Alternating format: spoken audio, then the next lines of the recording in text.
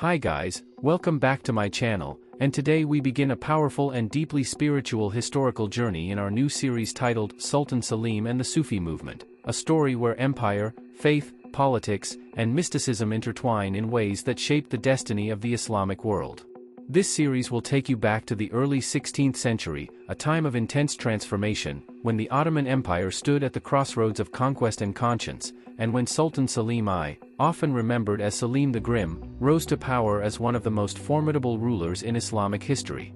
Known for his iron will, military brilliance, and uncompromising nature, Selim is usually portrayed as a ruthless conqueror who expanded Ottoman territory at an astonishing pace, defeating the Safavids at Calderon, crushing the Mamluk Sultanate, and bringing the holy cities of Mecca and Medina under Ottoman protection. But behind this fearsome image lies a deeper, more complex relationship with the spiritual currents of his time, especially the Sufi movements that were spreading rapidly across Anatolia, Persia, Arabia, and the broader Muslim world. Sufism was not merely a mystical path of personal devotion, it was a social force, a cultural bridge, and at times a political challenge that could unite masses or threaten imperial authority. During Sultan Selim's reign, Sufi orders such as the Naqshbandi, Mevlevi, Qadiri, and Bektashi held immense influence over ordinary people, warriors, scholars, and even royal courts, offering spiritual meaning in an age of war, uncertainty, and rapid change. At the same time, heterodox Sufi-inspired movements, especially those aligned with Shi'ite or Safavid ideology, became a source of deep anxiety for the Ottoman state, forcing Selim to confront a difficult question: how could an empire protect Orthodox Sunni Islam while managing the emotional and spiritual power of Sufi devotion? This series will explore how Sultan Selim navigated that tension, sometimes as a patron of respected Sufi scholars and saints, and at other times as a harsh suppressor of movements he saw as threats to unity and order. We will look beyond simple labels of hero or tyrant and try to understand Selim as a ruler shaped by his time, facing immense geopolitical pressure from rival empires, internal rebellions, and religious divisions that could tear his realm apart. Along the way, we will dive into the world of Sufi lodges, wandering dervishes, sacred poetry, and spiritual lineages that connected villages to capitals and hearts to heaven, showing how deeply Sufism influenced Ottoman society during Selim's rule. We will also examine how Selim's assumption of the caliphate after defeating the Mamluks changed the relationship between political power and spiritual authority, giving the Ottoman Sultan not just worldly dominance but symbolic leadership over the Sunni Muslim world. This introduction marks the beginning of a story that is not only about battles and borders, but about belief, identity, and the struggle to balance spiritual freedom with imperial control. If you are fascinated by Islamic history, mysticism, power struggles, and the hidden spiritual forces that move great empires, then this series is for you. So stay with me as we unfold the dramatic saga of Sultan Selim and the Sufi movement, where swords and prayers, fear and faith, conquest and contemplation all collide to shape a turning point in history. Part 1 of the Sultan Selim and the Sufi Movement series begins by setting the stage in a world where political ambition and spiritual devotion were inseparable forces shaping everyday life. At the turn of the 16th century, the Ottoman Empire was no longer just a rising power, it was a vast, complex state stretching across Anatolia, the Balkans, and the Eastern Mediterranean, ruling over peoples of different languages, cultures, and religious traditions. Into this charged atmosphere was born Selim, the son of Sultan Bayezid II, a ruler known for his piety and relatively peaceful disposition. Selim grew up in a court where Islamic scholarship, Sufi poetry, and political intrigue coexisted, and from an early age he absorbed both the disciplined worldview of Sunni orthodoxy and the emotional, devotional currents flowing through Sufi culture.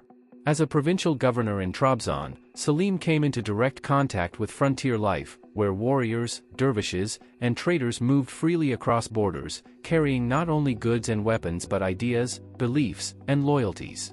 It was here that Selim first witnessed the growing influence of Sufi-inspired movements among Turkoman tribes, many of whom were drawn to charismatic spiritual leaders rather than distant imperial authority. These early experiences shaped his understanding of Sufism as a double-edged force, capable of inspiring deep loyalty and moral strength, yet also able to mobilize rebellion if aligned against the state. During this period, Sufi orders were woven into the fabric of Ottoman society, operating texts and khanqahs that served as centers of worship, learning, charity, and community life. Dervishes traveled from village to village preaching humility, love of God, and devotion to spiritual masters, often attracting followers from the lower classes who felt alienated from rigid legalism or elite politics. While many of these orders supported Sunni Islam and respected Ottoman authority, others were influenced by Sharia ideas spreading from Persia under the Safavid dynasty, whose ruler Shah Ismail himself was revered by followers as a messianic figure with mystical powers. This blending of Sufism and political messianism alarmed Ottoman officials, especially Selim, who viewed the Safavids not only as military rivals but as ideological enemies capable of undermining loyalty within his realm. As Selim struggled for the throne against his brothers, the empire stood on the brink of internal fracture, with tribal revolts, court conspiracies, and religious tensions threatening stability. In this volatile environment, Selim's rise to power in 1512 marked a turning point, as he embraced a harsh but decisive style of rule aimed at enforcing unity and suppressing dissent. Yet even as he adopted the image of an uncompromising ruler, Selim did not reject spirituality, rather, he sought to control and channel it. He aligned himself with respected Sunni scholars and orthodox Sufi sheikhs, particularly those of the Naqshbandi order, known for emphasizing inner discipline, silent remembrance of God, and loyalty to Islamic law. Through this alliance, Selim attempted to present himself as the defender of true Islam, a ruler chosen to protect the faith from heresy and division. At the same time, he ordered severe measures against groups he believed were secretly loyal to the Safavids, viewing them as a direct threat to the survival of the empire. This early phase of Selim's reign reveals the central tension that would define his relationship with the Sufi movement: admiration for genuine spiritual discipline combined with deep fear of mystical charisma that could challenge political authority. Understanding this tension is essential to understanding Selim himself, not merely as a conqueror driven by ambition, but as a ruler operating in a world where faith could inspire obedience or rebellion with equal intensity. Part 1 thus introduces Sultan Selim as a man shaped by borderlands and belief, standing at the crossroads of sword and spirituality, preparing to confront forces that would test both his power and his vision of Islamic unity in the years to come. Part 2 of the Sultan Selim and the Sufi Movement series moves deeper into the storm of conflict that defined Selim's reign, revealing how spiritual allegiance became a matter of life, death, and imperial survival. After securing the throne, Selim faced a reality more dangerous than foreign armies alone: the silent spread of Safavid influence within Ottoman lands, carried not by soldiers but by poets, dervishes, and charismatic Sufi leaders who spoke directly to the hearts of the Turkoman tribes. These communities, long accustomed to semi-nomadic life and loose imperial control, were especially receptive to mystical language that promised divine justice, spiritual equality, and a messianic renewal of Islam. Shah Ismail of the Safavid state skillfully used this devotional fervor, presenting himself as both a political ruler and a sacred figure, inspiring unwavering loyalty that transcended borders. To Selim, this fusion of Sufism and Sharia ideology represented an existential threat, not simply because it challenged Ottoman rule, but because it undermined the Sunni religious framework upon which the empire's legitimacy rested. As reports of secret gatherings, symbolic rituals, and underground networks reached Istanbul, Selim responded with ruthless determination, ordering investigations and purges aimed at dismantling what he believed to be a hidden Safavid fifth column. Thousands were accused of heresy or treason, and while modern eyes may see these actions as brutal, within Selim's worldview they were acts of preservation, intended to prevent the empire from tearing itself apart from within. Yet even in this harsh climate, Selim did not wage war against Sufism as a whole. Rather, he drew a sharp line between what he considered orthodox mystical practice and politically subversive devotion. Loyal Sufi orders continued to receive patronage, protection, and respect, their lodges functioning as stabilizing institutions that promoted obedience, moral discipline, and communal harmony. The Naqshbandi sheikhs in particular gained influence at court, advising the Sultan and reinforcing the idea that true spirituality must operate within the bounds of Islamic law and loyalty to legitimate authority.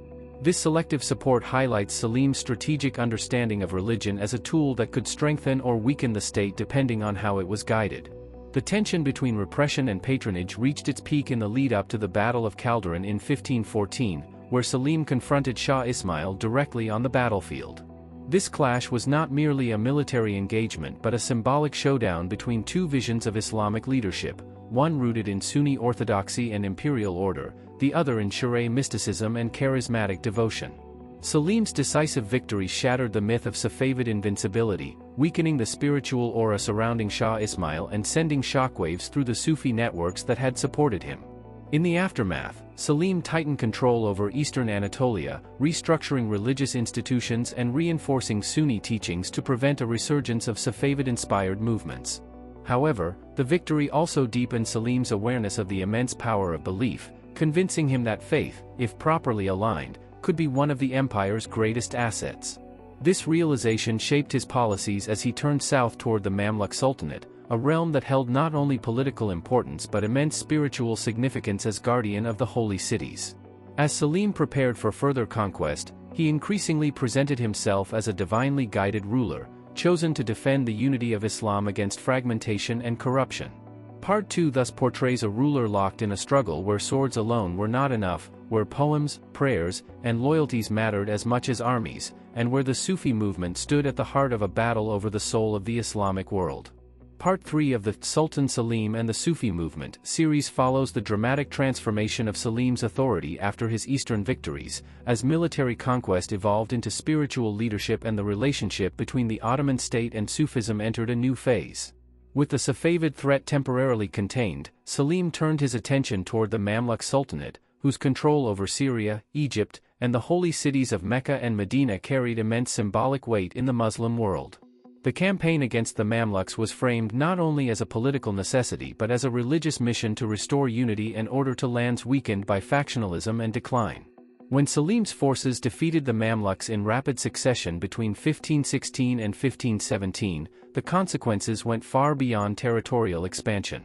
The transfer of the Abbasid Caliph's symbolic authority to Selim elevated the Ottoman Sultan from a regional ruler to the recognized leader of the Sunni Muslim world, fundamentally reshaping how spiritual power and imperial rule were intertwined. This new status intensified Selim's engagement with religious institutions, including Sufi orders, which now operated under the shadow of an empire that claimed both worldly and sacred legitimacy. In Cairo, Damascus, and the Hijaz, Selim encountered long-established Sufi traditions deeply embedded in urban life, linked to mosques, madrasas, and charitable endowments that served pilgrims, scholars, and the poor. Rather than dismantling these networks, Selim moved to incorporate them into the Ottoman system, confirming endowments, honoring respected sheikhs, and presenting himself as a patron of piety. This approach allowed him to project an image of a ruler who respected spiritual heritage while subtly asserting imperial oversight. At the same time, Selim remained cautious, aware that spiritual authority could never be fully controlled. He encouraged Sufi practices that emphasized personal discipline, humility, and adherence to Islamic law, while discouraging ecstatic rituals or claims of divine inspiration that might challenge orthodox doctrine or state authority. The balance he sought was delicate, to harness the moral influence of Sufism without allowing it to become a rival source of allegiance. In the holy cities, Selim's policies reflected this careful strategy. By improving infrastructure for pilgrims and ensuring the security of Sufi lodges along pilgrimage routes, he positioned the Ottoman state as the guardian of both physical and spiritual journeys. This not only strengthened his legitimacy but also linked the everyday devotional life of Muslims directly to imperial benevolence. Yet beneath this outward harmony lay unresolved tensions. Many Sufi communities, especially those with roots in popular or folk traditions, felt constrained by increasing regulation and the growing emphasis on orthodoxy. Selim's vision of unity left little room for ambiguity, and while his reign was short, the precedents he set would shape Ottoman religious policy for generations. His approach signaled a shift from tolerance born of distance to control born of proximity, as the empire now stood at the heart of the Islamic world. Part 3 reveals Sultan Selim not simply as a conqueror or suppressor, but as an architect of a new religious order, one in which Sufism was neither crushed nor free, but carefully woven into the fabric of imperial authority, setting the stage for lasting debates over spirituality, power, and the meaning of unity in Islam. Part 4 of the Sultan Selim and the Sufi Movement series turns toward the inner contradictions of Selim's religious legacy, exploring how fear, devotion, control, and admiration coexisted within his policies and personal worldview.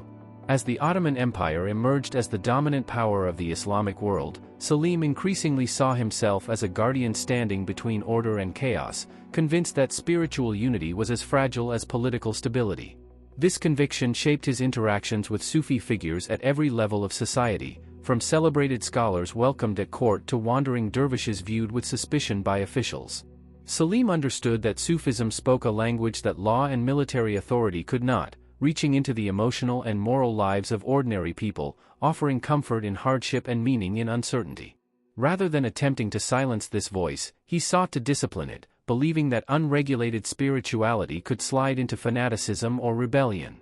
This belief led to the strengthening of state oversight over Sufi lodges, endowments, and teaching lineages, bringing them more firmly under imperial administration.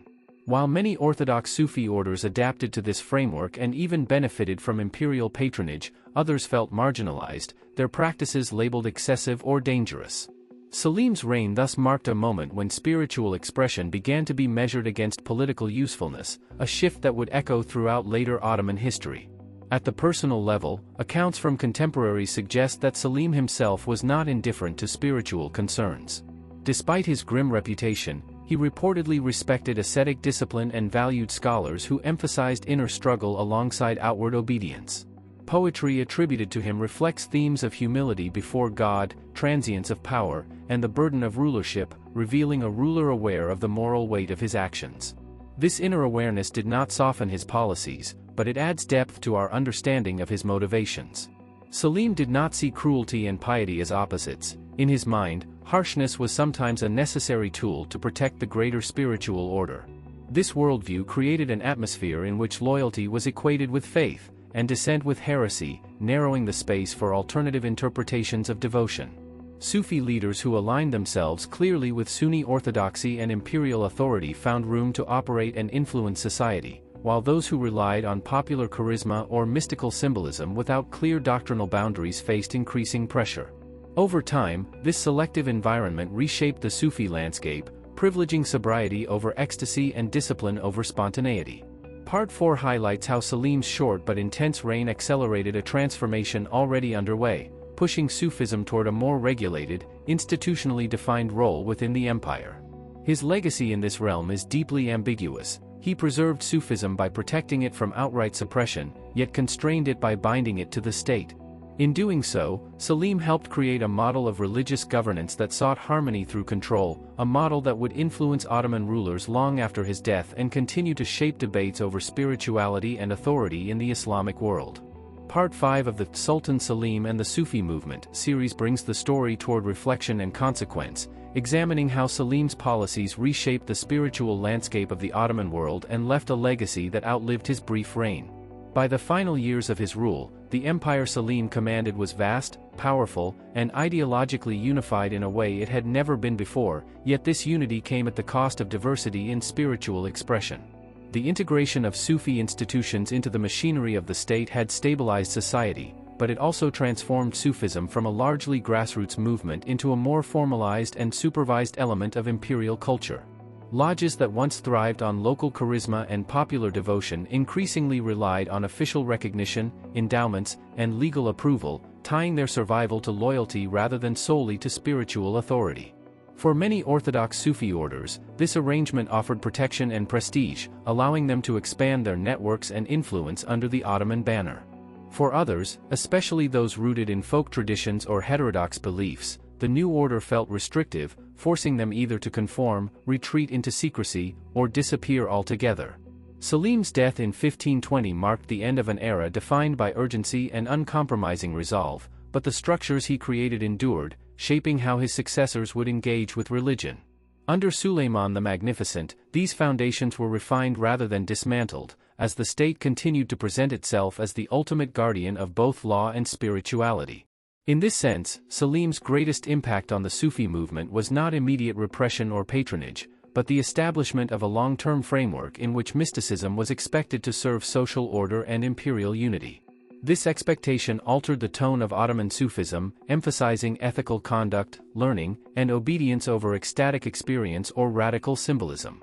Yet it would be a mistake to view this transformation solely as decline. Within the boundaries set by the state, Sufism continued to inspire poetry, music, architecture, and acts of charity, shaping the cultural soul of the empire. Mevlevi ceremonies, Naqshbandi teachings, and Qadiri traditions flourished in cities and courts, influencing generations of scholars and artists. At the same time, the memory of Selim's harsh measures served as a warning, reminding spiritual leaders of the dangers of entangling devotion with political ambition. Part 5 invites us to see Selim not only as a figure of his time but as a catalyst whose choices forced Sufism to redefine itself in relation to power. His reign stands as a moment when mysticism and empire confronted each other directly, negotiated their boundaries, and emerged permanently changed. The story of Sultan Selim and the Sufi movement is therefore not just a historical episode, but a lasting lesson about the delicate balance between inner faith and outer authority, a balance that continues to challenge societies wherever spiritual longing meets political power. Part 6 of the Sultan Selim and the Sufi Movement series looks beyond Selim's lifetime to examine how memory, interpretation, and legacy reshaped his relationship with Sufism in the decades and centuries that followed. After Selim's death, stories about him circulated widely among scholars, poets, court chroniclers, and Sufi communities, each group interpreting his actions through its own lens. For state historians, Selim became the ideal ruler who saved Sunni Islam from fragmentation and secured the caliphate for the Ottomans, a man whose severity was justified by the magnitude of the dangers he faced. Within this narrative, Sufism appeared as a force wisely disciplined by a ruler who understood its power and dangers alike. Among many Sufi circles, however, Selim's memory was more complex and sometimes contradictory. Orthodox orders that had enjoyed his patronage remembered him as a protector of true spirituality, a ruler who honored scholars and saints while standing firm against what they saw as false mysticism. In their writings, Selim was portrayed as a stern but necessary guardian, someone who pruned the spiritual garden so that healthy traditions could flourish. In contrast, communities affected by repression preserved quieter memories, passed down through oral tradition and symbolic storytelling, where Selim appeared as a distant and fearful authority whose policies narrowed the space for spiritual freedom. These differing memories reveal how deeply Selim's reign marked the collective consciousness of the Islamic world, embedding debates about authority and devotion into cultural memory. Over time, the Ottoman state institutionalized a version of Sufism that reflected Selim's priorities, favoring orders that emphasized sobriety, scholarship, and loyalty, while discouraging those that relied heavily on ecstatic ritual or charismatic leadership. This environment shaped generations of Sufi thinkers, who increasingly articulated their teachings in ways that aligned with legal and theological norms, blending mysticism with jurisprudence and ethics. The result was a uniquely Ottoman synthesis in which Sufism became less confrontational and more integrated into everyday governance, education, and social welfare.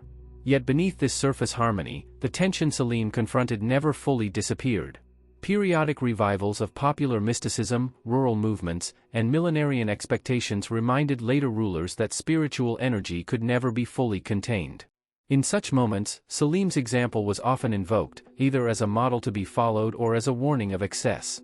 His reign thus became a reference point in ongoing discussions about how far a state should go in regulating belief. Part 6 also considers Selim's symbolic significance beyond Ottoman borders. In Safavid and Persian narratives, Selim was remembered as the embodiment of Sunni opposition, a powerful adversary whose victory at Calderon shattered a spiritual political dream. This contrast highlights how Sufism itself fractured along political lines, producing rival traditions shaped by different understandings of authority and sanctity. Selim's legacy, therefore, was not confined to Ottoman lands but influenced the broader Islamic world by reinforcing the division between state-aligned mysticism and revolutionary devotion. In reflecting on Selim's place in history, Part 6 emphasizes that his relationship with the Sufi movement cannot be reduced to simple categories of patron or persecutor. He was both, driven by a conviction that unity was sacred and disorder sinful. His policies forced Sufism to negotiate its role within power structures, prompting questions that remain relevant: can spirituality thrive under strict authority, and can a state embrace mysticism without fearing it? By tracing how Selim was remembered, reinterpreted, and debated long after his death, this chapter shows that his true impact lies not only in what he did, but in how his actions shaped the language through which faith and power continue to speak to one another. Part 7 of the Sultan Selim and the Sufi Movement series turns toward the long shadow cast by Selim's era, focusing on how the boundaries he drew between authority and spirituality influenced everyday religious life within the Ottoman Empire. By the mid-16th century, the relationship between the state and Sufi orders had settled into a cautious rhythm shaped by Selim's precedents, where cooperation was encouraged but independence was quietly constrained. In cities like Istanbul, Bursa, Damascus, and Cairo, Sufi lodges became visible markers of imperial order as much as centers of devotion, their architecture, endowments, and rituals reflecting an unspoken agreement between mystics and rulers. These spaces offered education, shelter, music, and charity, yet they also served as points through which the state could observe and regulate spiritual life. For ordinary believers, this arrangement created a form of accessible spirituality that felt safe and familiar, grounded in respected traditions and endorsed by authority.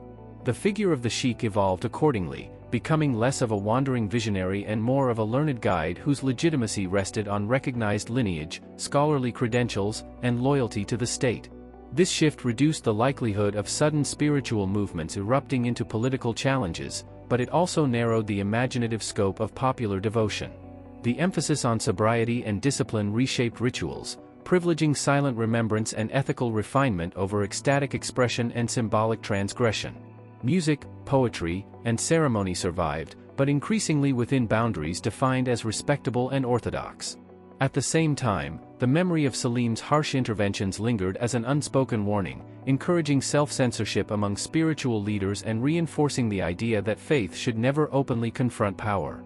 Yet the human desire for direct, emotionally charged experiences of the divine did not disappear. In rural regions and among marginalized communities, alternative forms of devotion persisted, sometimes blending folk customs with Sufi symbolism in ways that remained outside official recognition.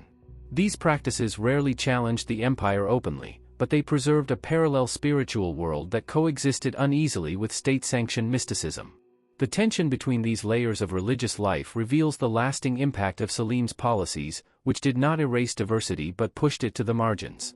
Part 7 also explores how Ottoman intellectuals reflected on this balance, producing treatises and poetry that defended moderated Sufism as the ideal path, capable of nurturing inner faith without destabilizing society. In these works, Selim often appeared as a cautionary but necessary figure, someone whose severity had taught the empire the cost of neglecting spiritual order. This interpretation reinforced the belief that strong authority and regulated mysticism were mutually reinforcing, a lesson absorbed by later generations. Yet criticism also survived in subtle forms, embedded in allegory and metaphor, where poets hinted at the loss of spontaneity and spiritual daring.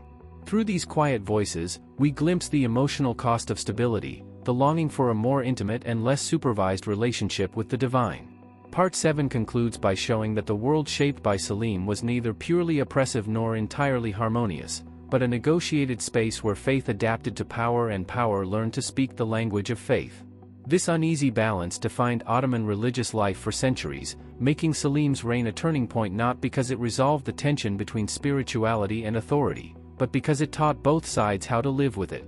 Part 8 of the Sultan Selim and the Sufi Movement series draws the narrative toward a broader philosophical reflection, examining how Selim's approach to spirituality and power continues to resonate beyond the Ottoman world and into modern discussions of faith and authority.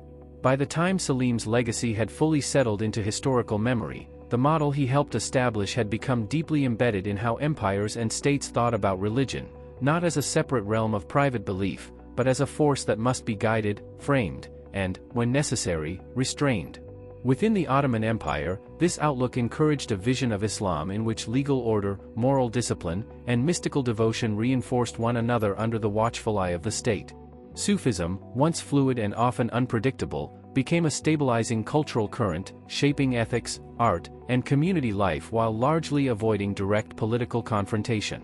This transformation allowed Ottoman society to enjoy long periods of internal cohesion, but it also left unresolved questions about the limits of control over inner belief.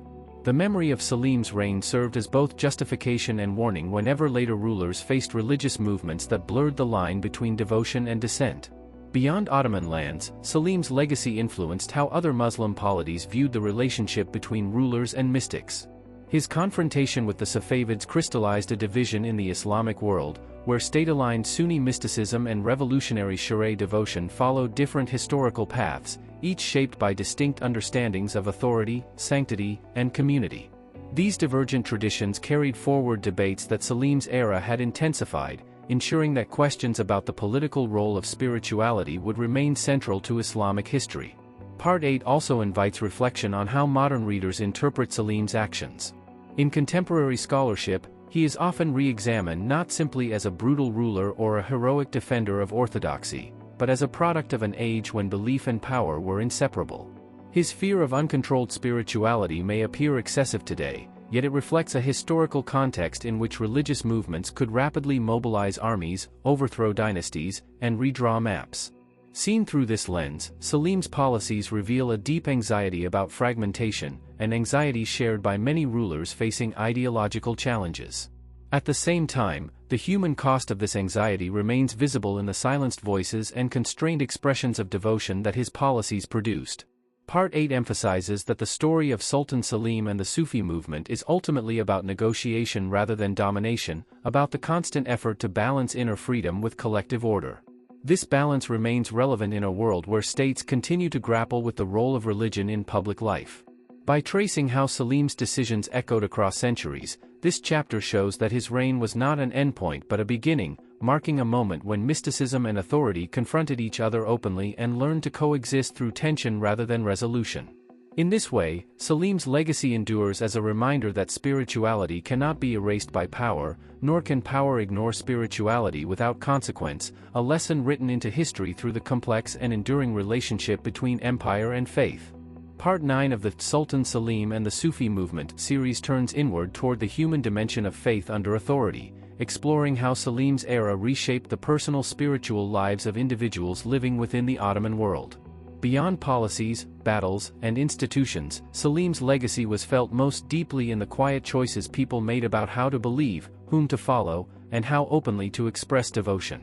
For many ordinary Muslims, Sufi lodges remained places of refuge where prayer, companionship, and moral guidance softened the harshness of imperial life, yet these spaces now carried an unspoken awareness of boundaries. Devotion was encouraged, even admired, but only when it followed recognizable paths approved by scholars and officials. This atmosphere subtly changed how people related to spiritual authority, shifting trust from charismatic wanderers toward established sheikhs whose legitimacy rested on lineage and learning rather than visionary claims. The transformation did not eliminate spiritual passion, but it redirected it inward, encouraging believers to focus on personal ethics, self-discipline, and silent remembrance rather than dramatic displays of sanctity. In this sense, Selim's influence contributed to a form of inward mysticism that prized restraint as a virtue, framing self-control as the highest expression of faith.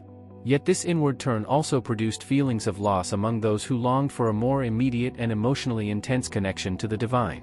Stories circulated of earlier saints whose miracles and ecstatic experiences seemed distant from the regulated spirituality of the present, creating a quiet nostalgia for a time when faith felt wilder and less supervised. These emotions found expression in poetry and music, where metaphors of longing, separation, and hidden love hinted at the tension between inner desire and outer conformity. Through such cultural forms, individuals negotiated their spiritual identities, finding ways to preserve depth without inviting suspicion.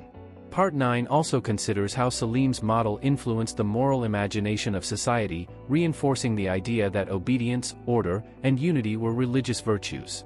This mindset shaped family life, education, and communal relations, embedding a connection between faith and discipline into everyday norms. Children learned to respect religious authority alongside political authority, while scholars emphasized harmony between law and mysticism as the ideal path. Over generations, this synthesis produced a stable religious culture that valued continuity over innovation, offering security at the cost of experimentation. Yet stability itself became a spiritual value, interpreted as evidence of divine favor and social righteousness. In reflecting on these developments, Part 9 highlights the subtle power of Selim's legacy, which worked not only through force but through shaping expectations about what it meant to be a good believer. His reign taught society to internalize limits, transforming external control into self-regulation. At the same time, the persistence of poetic longing and quiet dissent reminds us that spiritual freedom cannot be fully contained, only redirected.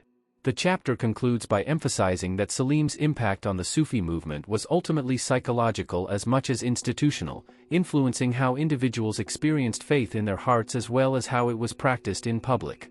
Through this lens, the story of Sultan Selim and the Sufi movement becomes a story of inner negotiation, where belief adapts to power without losing its capacity for depth, resilience, and quiet resistance.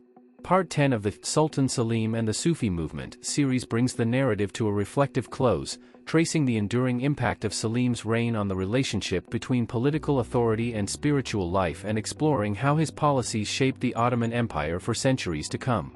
By the end of his rule, Selim had established a framework in which the state and Sufi institutions were bound together in a delicate balance. Spiritual life was neither suppressed nor left unchecked, but guided, disciplined, and integrated into the machinery of governance. This framework allowed the empire to maintain internal cohesion, project moral authority, and manage a vast, diverse population that stretched from the Balkans to the Hijaz. Within this structure, Sufi orders became vital organs of social, cultural, and religious life, offering education, charity, and guidance while reinforcing the boundaries of orthodoxy. For many, these institutions provided stability and a sense of connection to a larger spiritual order, demonstrating that devotion could coexist with loyalty to the state. Yet, as Part 10 emphasizes, Selim's legacy was never static. While orthodox Sufi orders flourished under his model, folk practices, ecstatic rituals, and localized spiritual movements continued at the margins, preserving alternative forms of devotion and reminding the empire that spirituality could never be fully contained.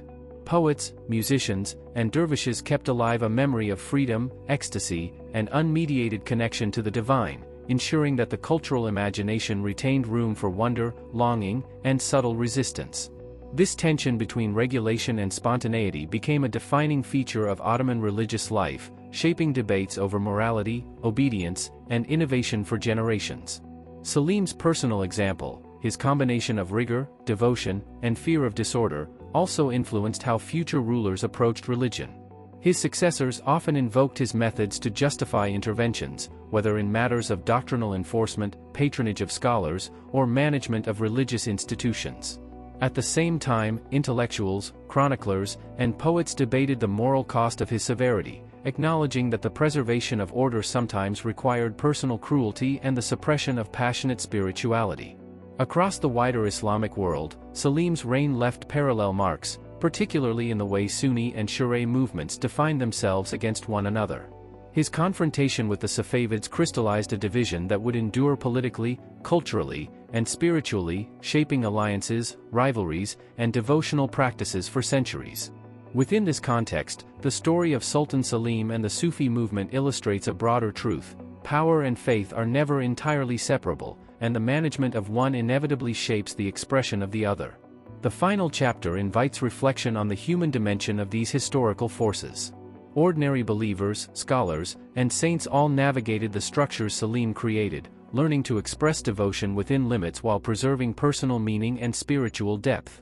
This negotiation transformed the character of Ottoman Islam, embedding self-discipline, ethical conduct, and respect for hierarchy as enduring values while allowing pockets of mystical freedom to persist.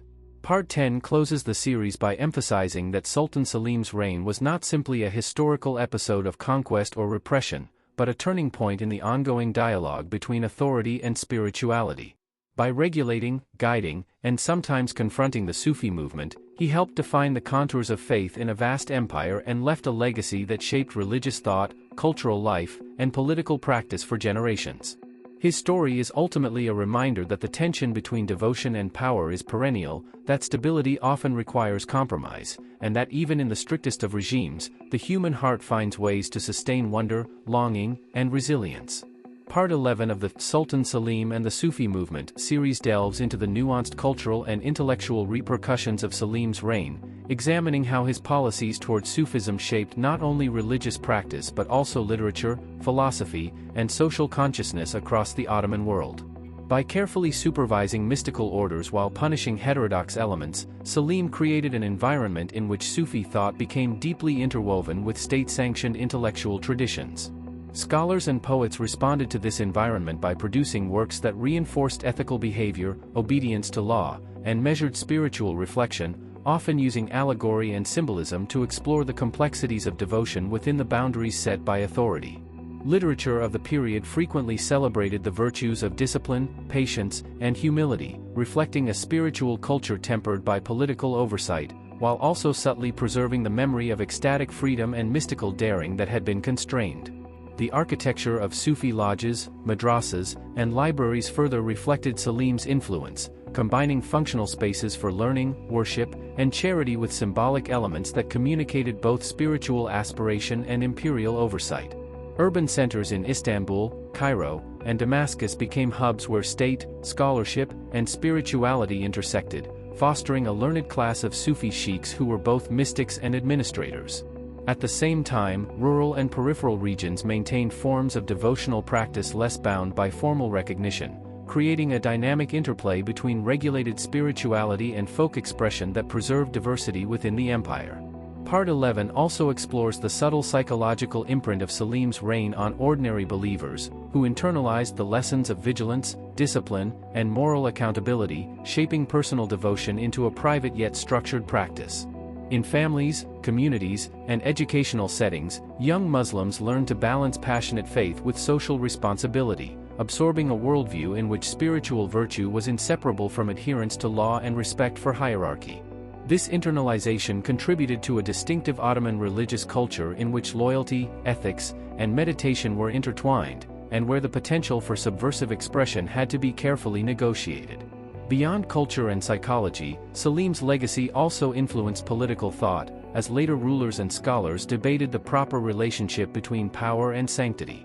His victories against the Safavids and the Mamluks, combined with his careful management of Sufi institutions, became reference points for discussions about the responsibilities of a ruler to safeguard both temporal authority and spiritual integrity. These debates shaped administrative decisions, legal frameworks, and religious patronage for generations, embedding Selim's model into the empire's governing ethos. Yet even as his reign reinforced orthodoxy and order, the human drive for direct, emotionally resonant spirituality persisted, surfacing in poetry, music, and oral tradition, often in forms that avoided direct confrontation with authority. These currents kept alive a parallel spiritual imagination, reminding society that regulation could guide but never fully contain the longing for divine intimacy.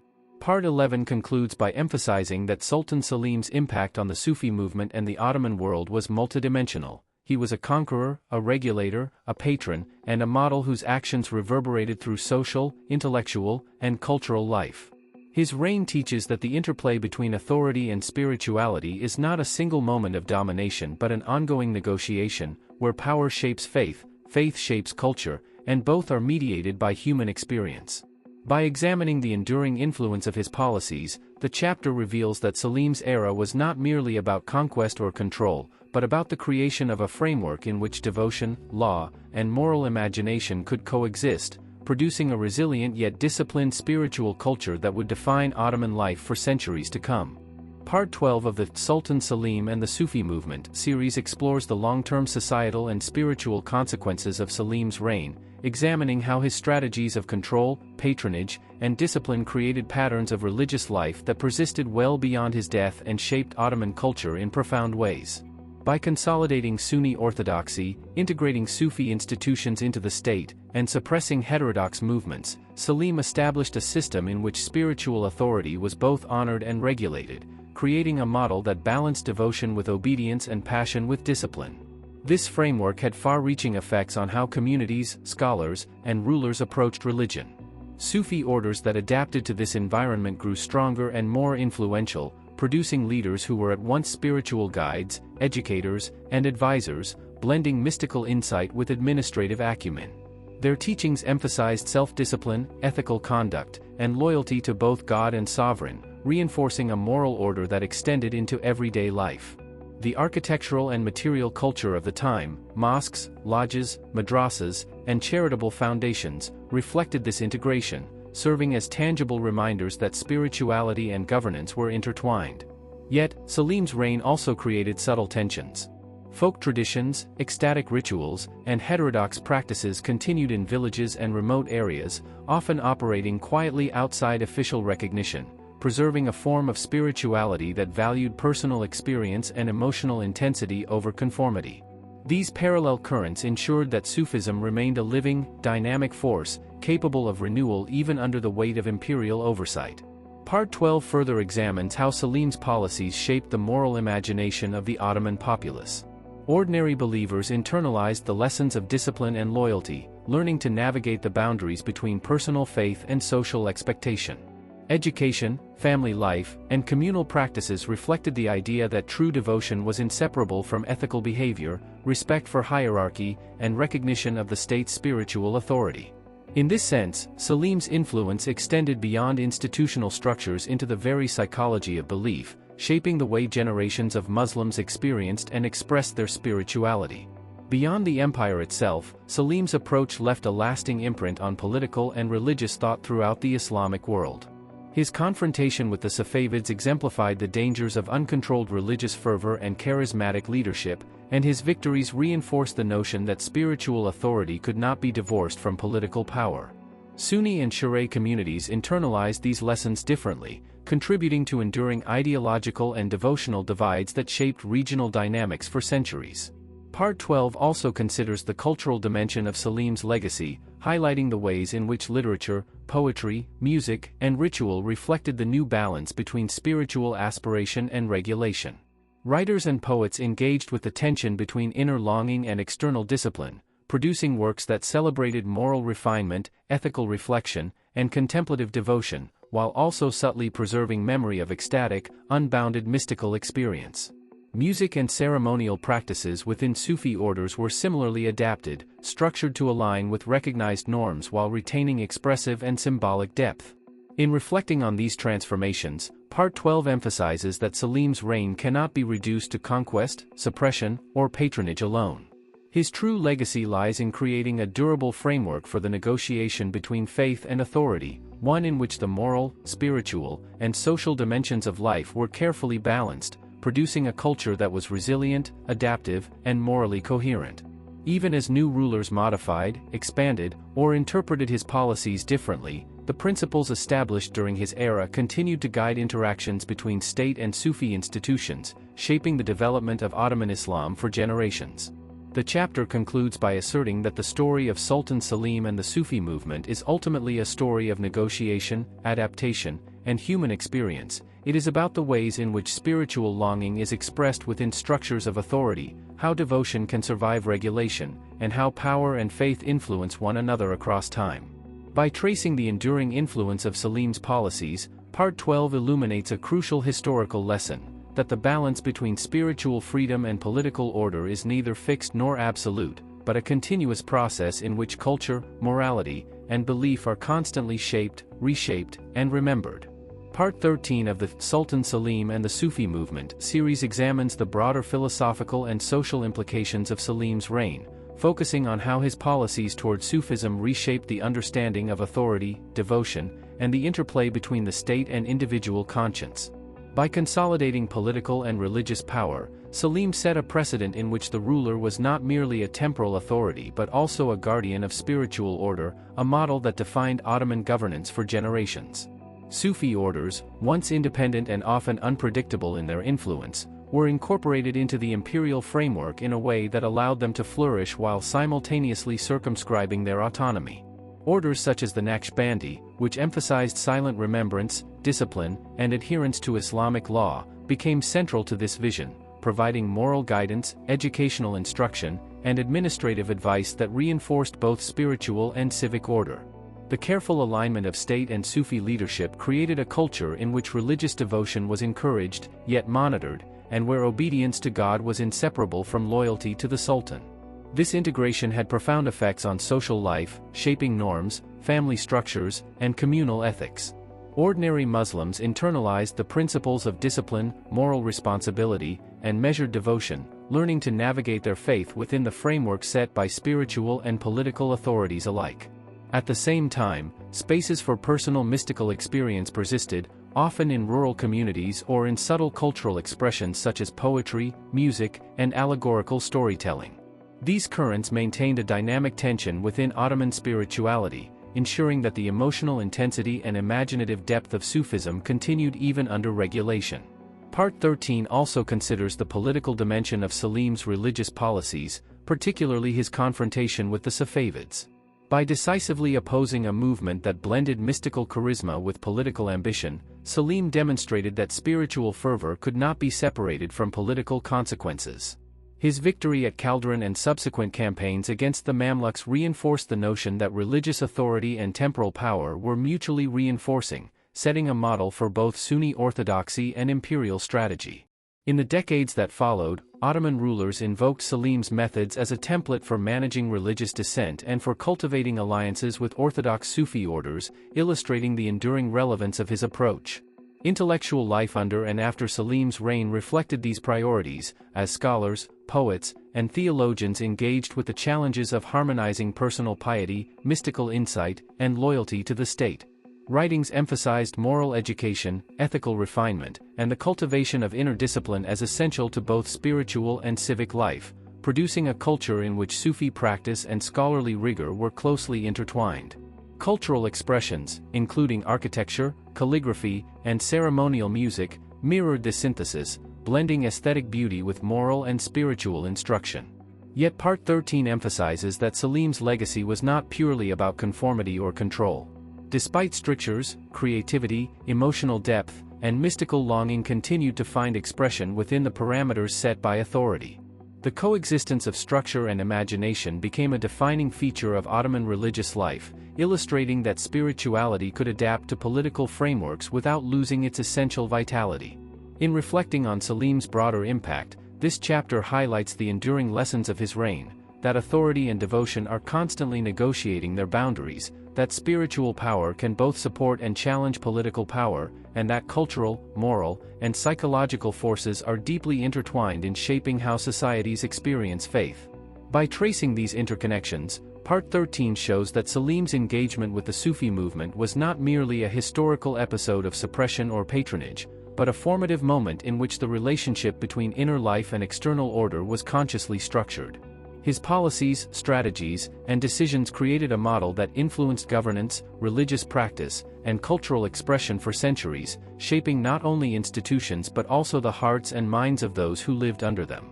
The story of Sultan Selim and the Sufi movement thus concludes as a profound reflection on the dynamics of power, belief, and human experience, demonstrating that the balance between authority and spirituality is never static, but continuously negotiated across generations, leaving traces in both collective memory and personal conscience.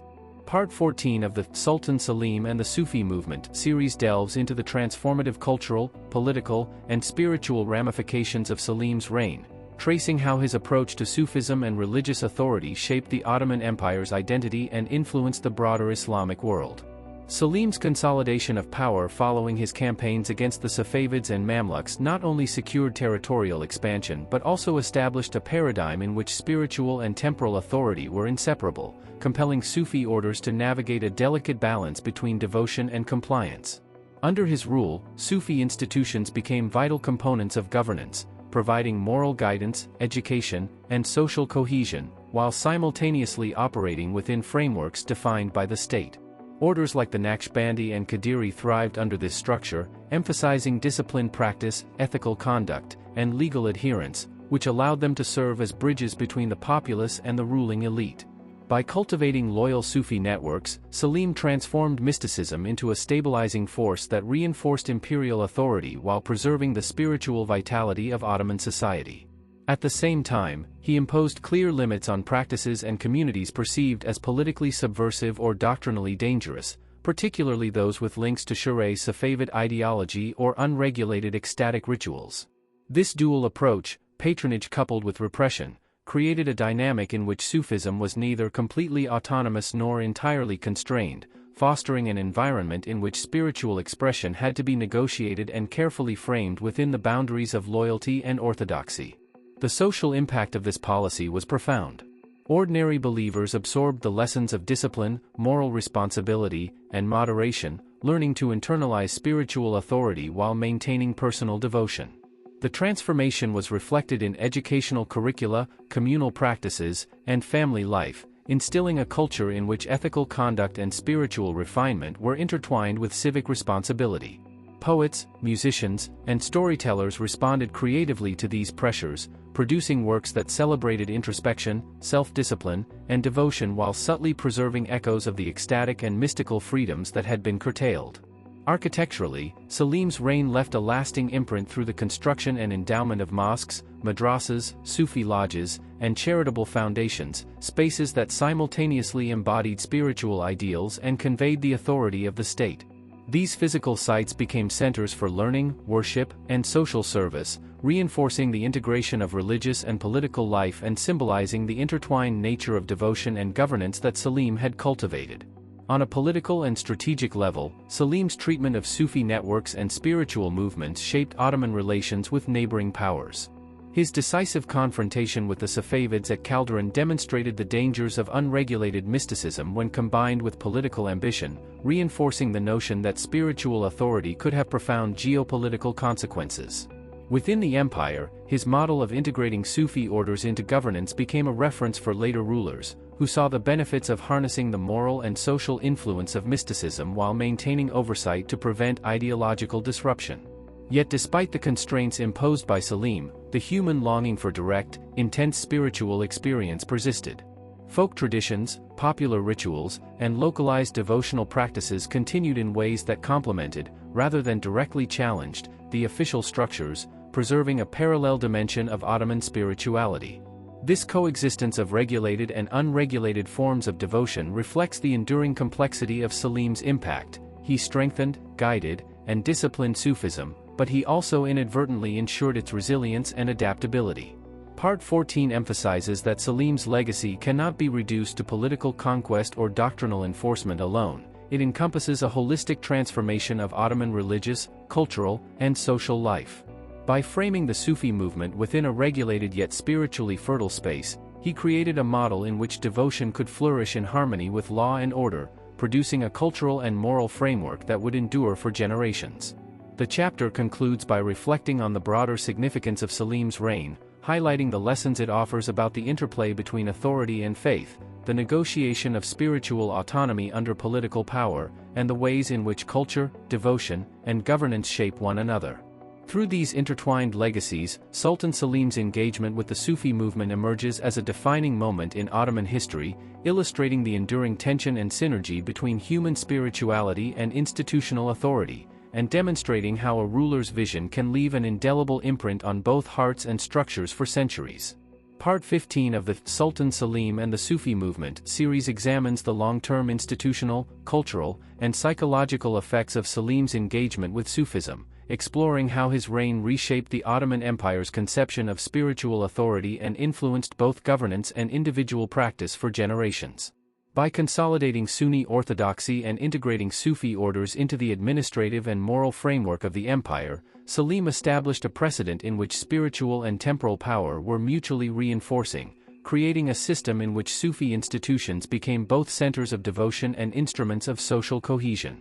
The Naqshbandi, Qadiri, and Mevlevi orders, among others, adapted to this environment, emphasizing disciplined practice, ethical refinement, and alignment with state objectives, thereby ensuring their survival and institutional growth.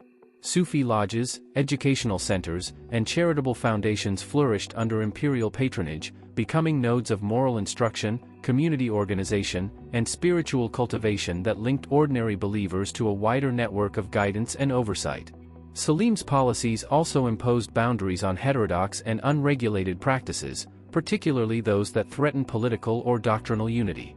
This balance of patronage and regulation encouraged conformity and orthodoxy while leaving room for creative expression within defined limits, resulting in a cultural environment where devotion was both disciplined and meaningful. On a social level, the Sultan's strategies shaped everyday life and personal spirituality. Families, schools, and local communities internalized the lessons of order, moral accountability, and obedience, creating a culture in which ethical conduct was inseparable from spiritual aspiration. Ordinary Muslims learned to navigate the tension between inner devotion and outward conformity, cultivating a form of piety that was introspective, disciplined, and socially responsible. Poetry, music, and allegorical storytelling preserved emotional and imaginative dimensions of spirituality, allowing believers to experience depth and ecstasy within a regulated framework. Architecturally and culturally, Selim's influence endured in the construction of lodges, mosques, and libraries that combined aesthetic beauty with ethical and spiritual instruction, creating physical spaces that embodied the synthesis of devotion and authority. The moral and intellectual imprint of his reign extended to the broader Ottoman elite, shaping the education of scholars, administrators, and spiritual leaders who learned to balance mystical insight with legal knowledge, and personal devotion with loyalty to the state. Politically, Selim's reign provided a model for managing the interplay between religious movements and imperial power.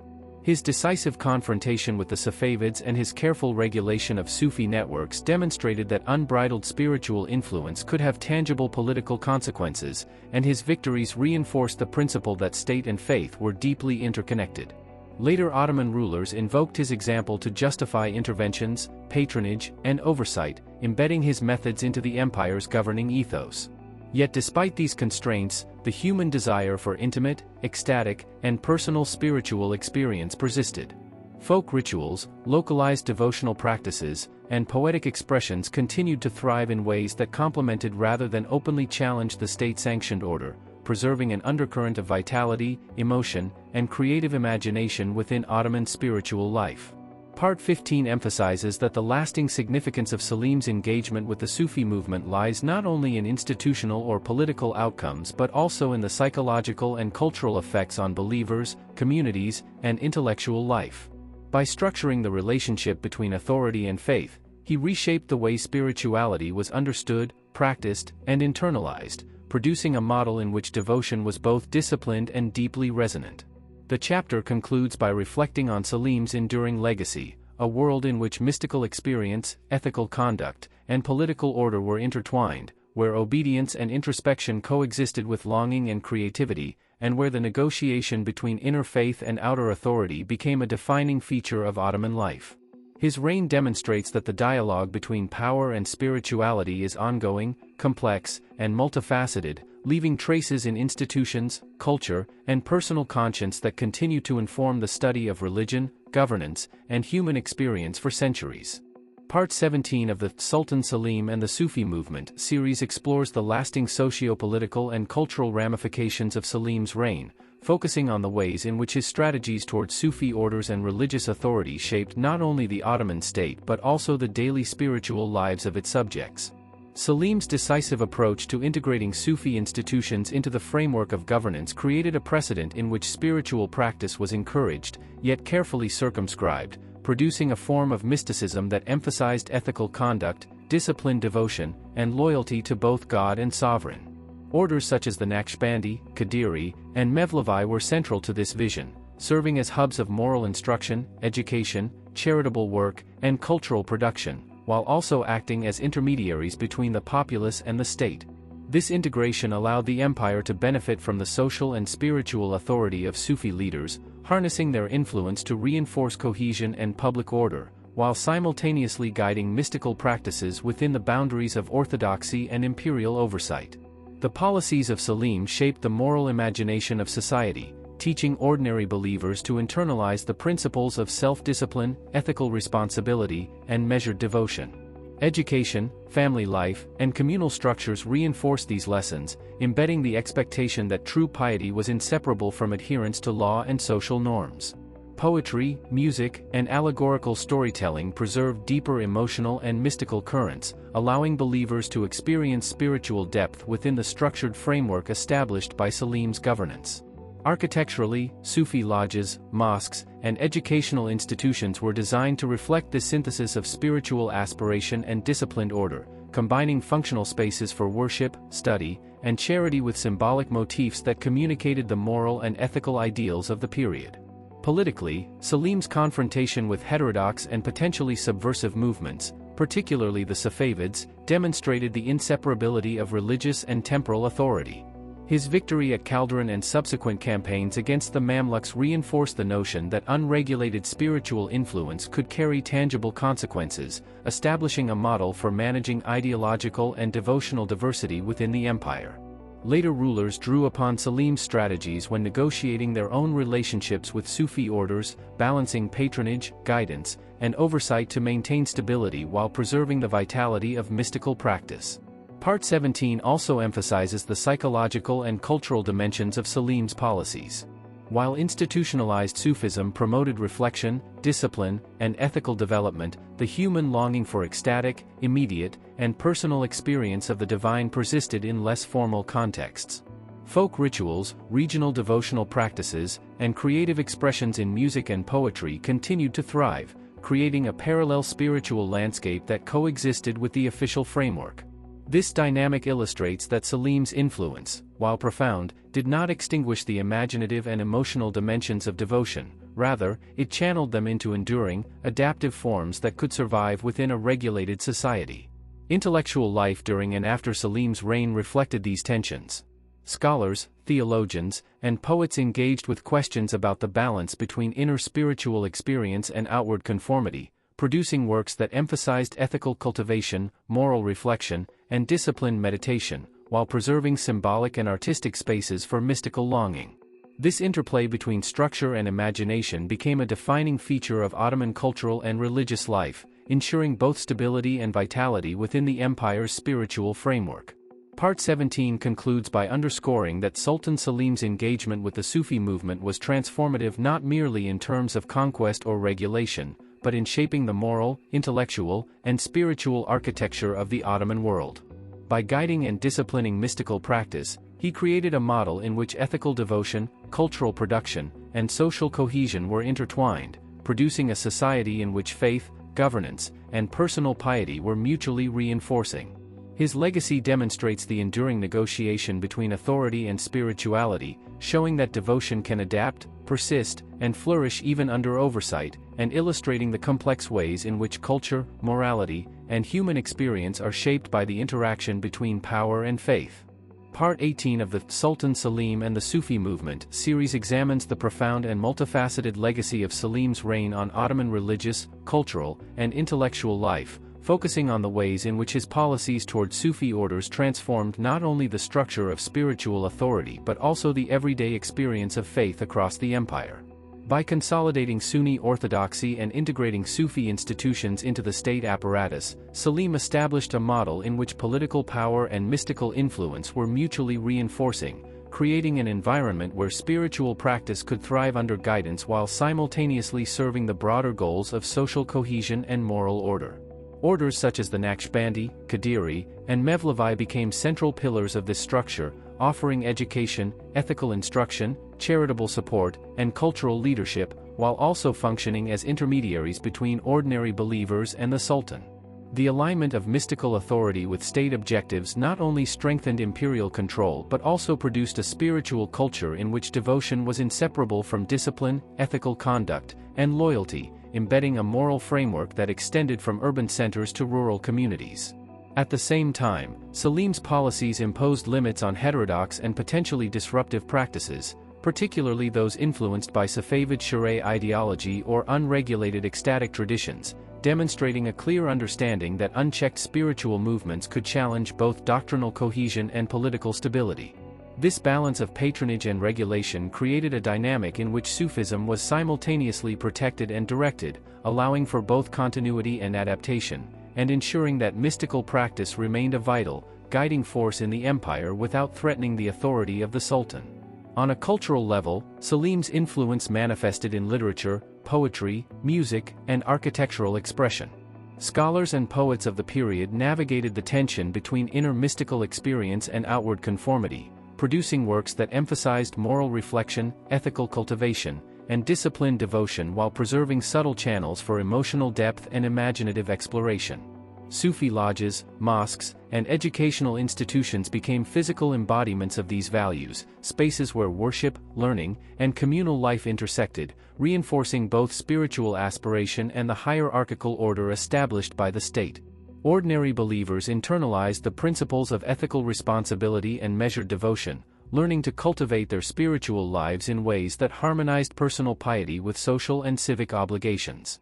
At the same time, folk rituals, regional practices, and localized devotional expressions persisted outside the strict oversight of state-aligned Sufi orders, preserving the emotional intensity, ecstatic experiences, and imaginative freedom that formed the deeper undercurrents of Ottoman spiritual culture. Politically, Selim's confrontations with the Safavids and the careful management of internal Sufi networks established a precedent for the relationship between faith and governance.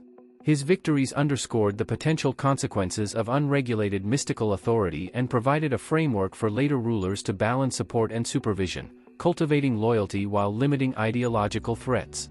This model influenced administrative, educational, and religious strategies for generations, embedding Selim's vision into the empire's approach to both internal and external challenges.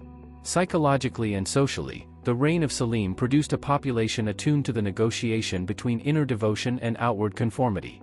Believers learned to reconcile personal spiritual longing with adherence to orthodoxy and the expectations of communal life, producing a society in which moral discipline, ethical reflection, and spiritual aspiration were deeply intertwined. Part 18 highlights that the true significance of Selim's engagement with the Sufi movement lies in its long-term, multidimensional effects, shaping institutions, influencing cultural production, guiding intellectual discourse, and transforming personal experience. His reign demonstrates that authority and spirituality are constantly in dialogue, that devotion can adapt and persist even under oversight, and that ethical and mystical life can coexist with the demands of political order. By structuring the relationship between mystical practice and governance, Selim left a legacy in which faith, culture, and authority were mutually reinforcing, illustrating the enduring negotiation between inner longing and external control, and showing how human experience, imagination, and morality are continuously shaped by the interplay of power and devotion. Part 19 of the Sultan Selim and the Sufi Movement series explores the enduring spiritual, cultural, and political dimensions of Selim's reign, focusing on how his relationship with the Sufi orders reshaped both the Ottoman Empire's institutions and the inner lives of its subjects. By consolidating Sunni orthodoxy and integrating Sufi institutions into the state's administrative and moral framework, Selim created a model in which spiritual authority became an extension of political power, reinforcing governance while simultaneously nurturing the devotional life of the population. Sufi orders such as the Naqshbandi, Qadiri, and Mevlevi thrived under this system, serving as centers of education, ethical guidance, and social service, while mediating between ordinary believers and the imperial court.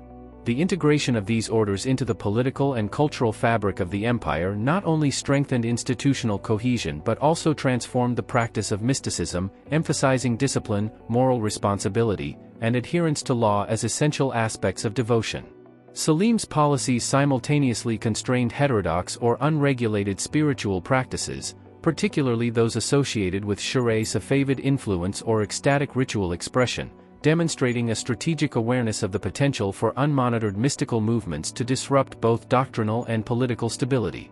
This dual approach of patronage and regulation created an environment in which Sufism could flourish within clearly defined boundaries, allowing spiritual expression, intellectual inquiry, and ethical cultivation to coexist under imperial oversight. On a social and psychological level, ordinary Muslims internalized the principles of ethical and disciplined devotion, learning to balance personal spiritual longing with the expectations of law, hierarchy, and community. Families, educational institutions, and local communities became arenas in which these values were instilled and practiced, producing a society in which morality, spirituality, and civic responsibility were inseparable. At the same time, emotional and imaginative forms of devotion persisted through folk rituals, localized spiritual practices, poetry, and music, maintaining a dynamic tension between regulated orthodoxy and personal mystical experience. Architecturally and culturally, Selim's influence was evident in the construction and endowment of mosques, Sufi lodges, madrasas, and charitable foundations, which embodied both aesthetic beauty and moral instruction. These spaces served as tangible reminders of the intertwining of spiritual aspiration with social and political order, while also providing venues for education, contemplation, and communal support. The cultural and intellectual impact of Selim's reign extended into literature, philosophy, and the arts, where scholars, theologians, and poets engaged with the challenge of harmonizing inward mystical reflection with outward social conformity. Their works emphasized ethical cultivation, measured devotion, and disciplined meditation, while also preserving symbolic and allegorical spaces for emotional depth and creative imagination. Politically, Selim's handling of Sufi orders and heterodox movements established precedents that shaped Ottoman governance for generations. His confrontation with the Safavids and the careful supervision of internal spiritual networks demonstrated the inseparability of religious and political authority, illustrating that unregulated mystical influence could have tangible consequences for state stability. Later rulers followed his example, balancing patronage with oversight, and cultivating loyal, disciplined religious networks while managing dissent. Part 19 underscores the enduring tension and interplay between structured authority and human spirituality. Even as Selim's policies guided devotion within clear parameters, the persistence of emotional, ecstatic, and localized spiritual practices ensured that Ottoman Sufism retained vitality, adaptability, and depth. This dynamic illustrates that while authority can shape, channel, and discipline faith, it cannot extinguish the fundamental human longing for intimate connection with the divine. The chapter concludes by emphasizing that Sultan Selim's engagement with the Sufi movement was transformative not only in political or institutional terms but also in shaping cultural, moral, and psychological life across the empire. His reign produced a society in which spiritual discipline, ethical conduct, and civic responsibility were closely intertwined, and in which the negotiation between inner devotion and outward conformity became a defining feature of Ottoman religious experience. By structuring the relationship between faith and authority, Selim left a legacy in which spirituality could flourish within boundaries, creating a resilient, adaptive, and deeply moral culture that influenced generations, shaped institutions, and left an indelible imprint on both hearts and structures. Part 20 of the Sultan Selim and the Sufi Movement series draws together the culmination of Selim's policies, their enduring legacy, and the ways in which his engagement with Sufi orders shaped the Ottoman Empire's spiritual, cultural, and political landscape for generations to come. Sultan Selim's reign was marked by decisive action, both in military conquest and in the regulation of religious life, and it was within this dual context of power and piety that the Sufi movement found both opportunity and constraint. By integrating Sufi institutions into the administrative and moral fabric of the empire, Selim created a system in which mystical authority was honored, cultivated, and strategically aligned with state objectives, ensuring that these orders functioned as stabilizing agents of social cohesion, moral instruction, and cultural continuity. The Naqshbandi, Qadiri, Mevlevi, and other prominent orders were central to this system, providing education, guidance, and charitable works while also mediating between ordinary believers and the Sultan, reinforcing a model in which loyalty, ethical conduct, and spiritual discipline were inseparable. Selim's policies also delineated clear boundaries for acceptable practice, curbing heterodox or politically threatening movements, particularly those influenced by Shiraz Safavid ideology or ecstatic, uncontrolled rituals. This careful balancing of patronage and regulation allowed Sufism to flourish institutionally while remaining aligned with orthodoxy, producing a form of devotion that emphasized reflection, ethical refinement, and disciplined practice without extinguishing spiritual vitality. On a social level, Selim's interventions shaped the moral and psychological landscape of the empire. Believers learned to internalize the values of self-discipline, obedience, and ethical responsibility, harmonizing personal spiritual longing with communal and civic expectations. Families, educational institutions, and local communities became centers for the transmission of these values, producing a society in which devotion, morality, and civic duty were deeply intertwined. Cultural expressions, poetry, music, oral storytelling, and artistic production, both reflected and reinforced these principles while preserving subtle currents of emotional depth, mystical imagination, and ecstatic experience that existed alongside the structured orthodoxy of state-aligned Sufi practice. Architecturally, Selim's reign left enduring marks through the construction of lodges, mosques, madrasas, and charitable institutions that combined aesthetic beauty, spiritual symbolism, and functional spaces for education, worship, and communal service. These physical structures symbolized the integration of spiritual aspiration and social order, embedding the moral and ethical priorities of Selim's reign into the built environment and into everyday life. Politically, Selim's engagement with Sufi orders and his decisive actions against the Safavids and other heterodox elements established precedents that would shape Ottoman governance for generations. His victories illustrated the inseparability of spiritual authority and political power, highlighting the potential consequences of unregulated mystical influence, while his oversight of Sufi networks provided a model for balancing autonomy, loyalty, and institutional alignment. Later sultans and administrators drew on his methods to cultivate compliant and morally oriented religious networks while managing ideological diversity, embedding Selim's approach into the empire's broader governing ethos. Part 20 also reflects on the enduring tension between regulation and personal devotion. Despite the disciplined framework established by Selim, emotional, ecstatic, and localized forms of mystical expression continued to thrive, demonstrating the resilience and adaptability of human spirituality. Folk rituals, regional practices, and poetic expression preserved the imaginative and emotional depth of Sufi life, ensuring that devotion remained alive, intimate, and transformative, even under the constraints of state oversight. In conclusion, Sultan Selim's reign represents a pivotal chapter in Ottoman history, not only in terms of conquest and political consolidation but also in the shaping of religious, cultural, and ethical life. By structuring the relationship between mystical practice and governance, he created a society in which spiritual discipline, ethical responsibility, and social cohesion were mutually reinforcing, producing a resilient, adaptive, and morally coherent culture. His legacy demonstrates the ongoing negotiation between authority and devotion, showing that while power can guide and shape faith, it cannot extinguish the fundamental human longing for divine connection, and that spirituality, creativity, and ethical reflection continue to find expression even within the most structured and regulated frameworks. Part 20 thus serves as both a culmination and reflection on Selim's enduring influence, illuminating the intricate interplay of politics, religion, and culture that defined his era and continued to resonate across generations. Part 21 of the Sultan Selim and the Sufi Movement series examines the profound and enduring consequences of Selim's reign on the spiritual, social, and political fabric of the Ottoman Empire, highlighting how his policies toward Sufi orders and religious authority created a lasting framework for the integration of faith and governance. Selim's vision of a centralized and disciplined religious order intertwined with state power allowed Sufi institutions to flourish while remaining aligned with imperial objectives, reinforcing the moral and social cohesion of the empire. The Naqshbandi, Qadiri, Mevlevi, and other prominent orders became crucial mediators between the populace and the Sultan, offering guidance, education, and charitable services, while simultaneously ensuring that mystical practice supported loyalty, ethical conduct, and social stability.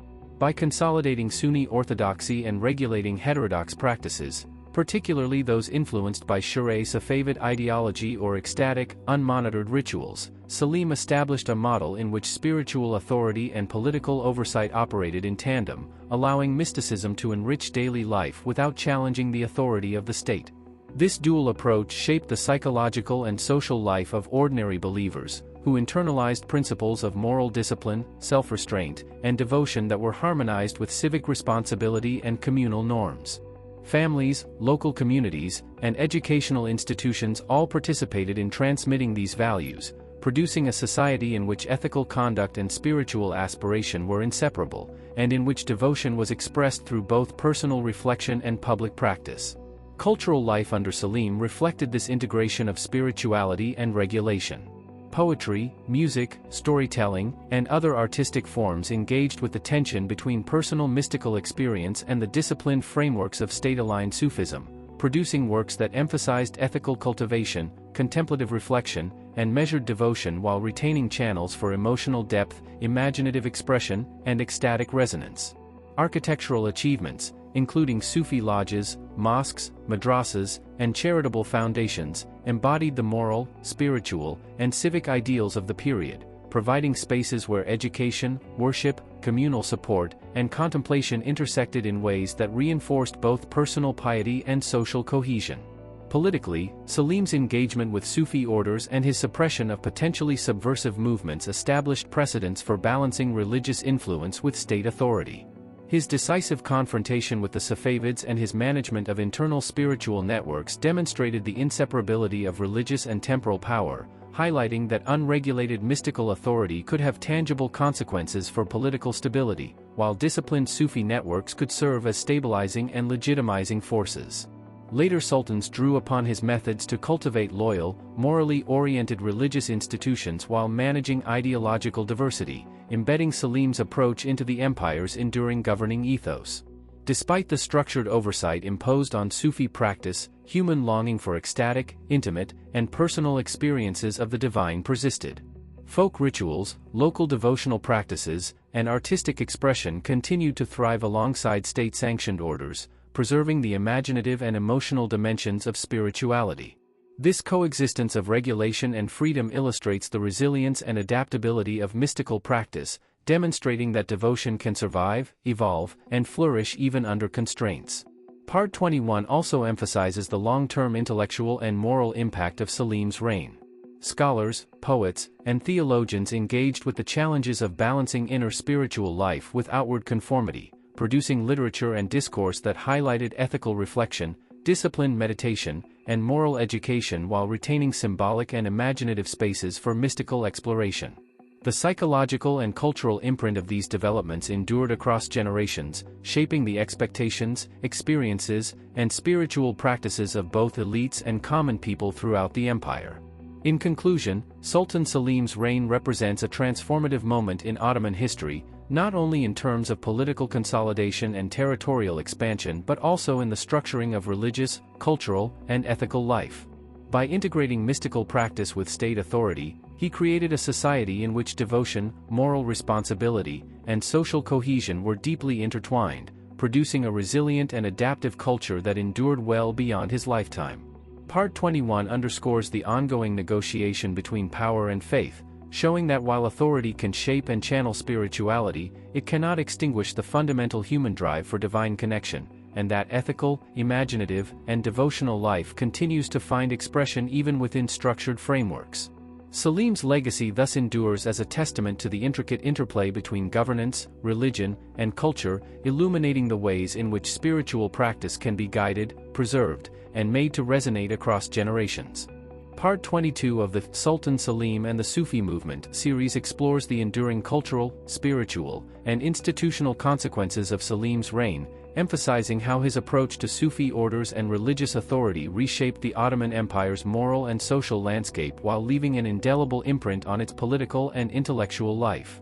Sultan Selim's consolidation of Sunni orthodoxy and his strategic integration of Sufi institutions into the administrative and moral frameworks of the state created a model in which mystical authority became both a stabilizing force and a guiding principle for ethical and civic conduct. Orders such as the Naqshbandi, Qadiri, and Mevlevi were particularly instrumental in this system, functioning as centers of education, spiritual guidance, charitable activity, and social mediation while also reinforcing loyalty and alignment with the Sultan's objectives. This alignment of spiritual and political authority ensured that mysticism contributed to societal cohesion and moral discipline, transforming the role of Sufi networks from independent mystical communities into integral components of Ottoman governance. At the same time, Selim's policies imposed clear boundaries on heterodox or politically disruptive movements, especially those influenced by Shiraz Safavid ideology or ecstatic, unregulated practices, demonstrating a keen awareness of the potential consequences of unchecked mystical authority.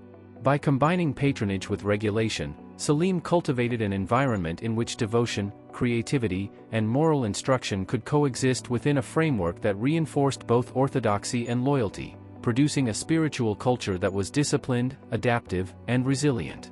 Socially, these policies had far-reaching implications. Ordinary Muslims internalized principles of ethical behavior, moral responsibility, and disciplined devotion, learning to harmonize personal spiritual aspirations with communal norms and civic obligations. Families, local communities, and educational institutions became vital channels for the transmission of these values, producing a society in which morality, spirituality, and social responsibility were deeply intertwined.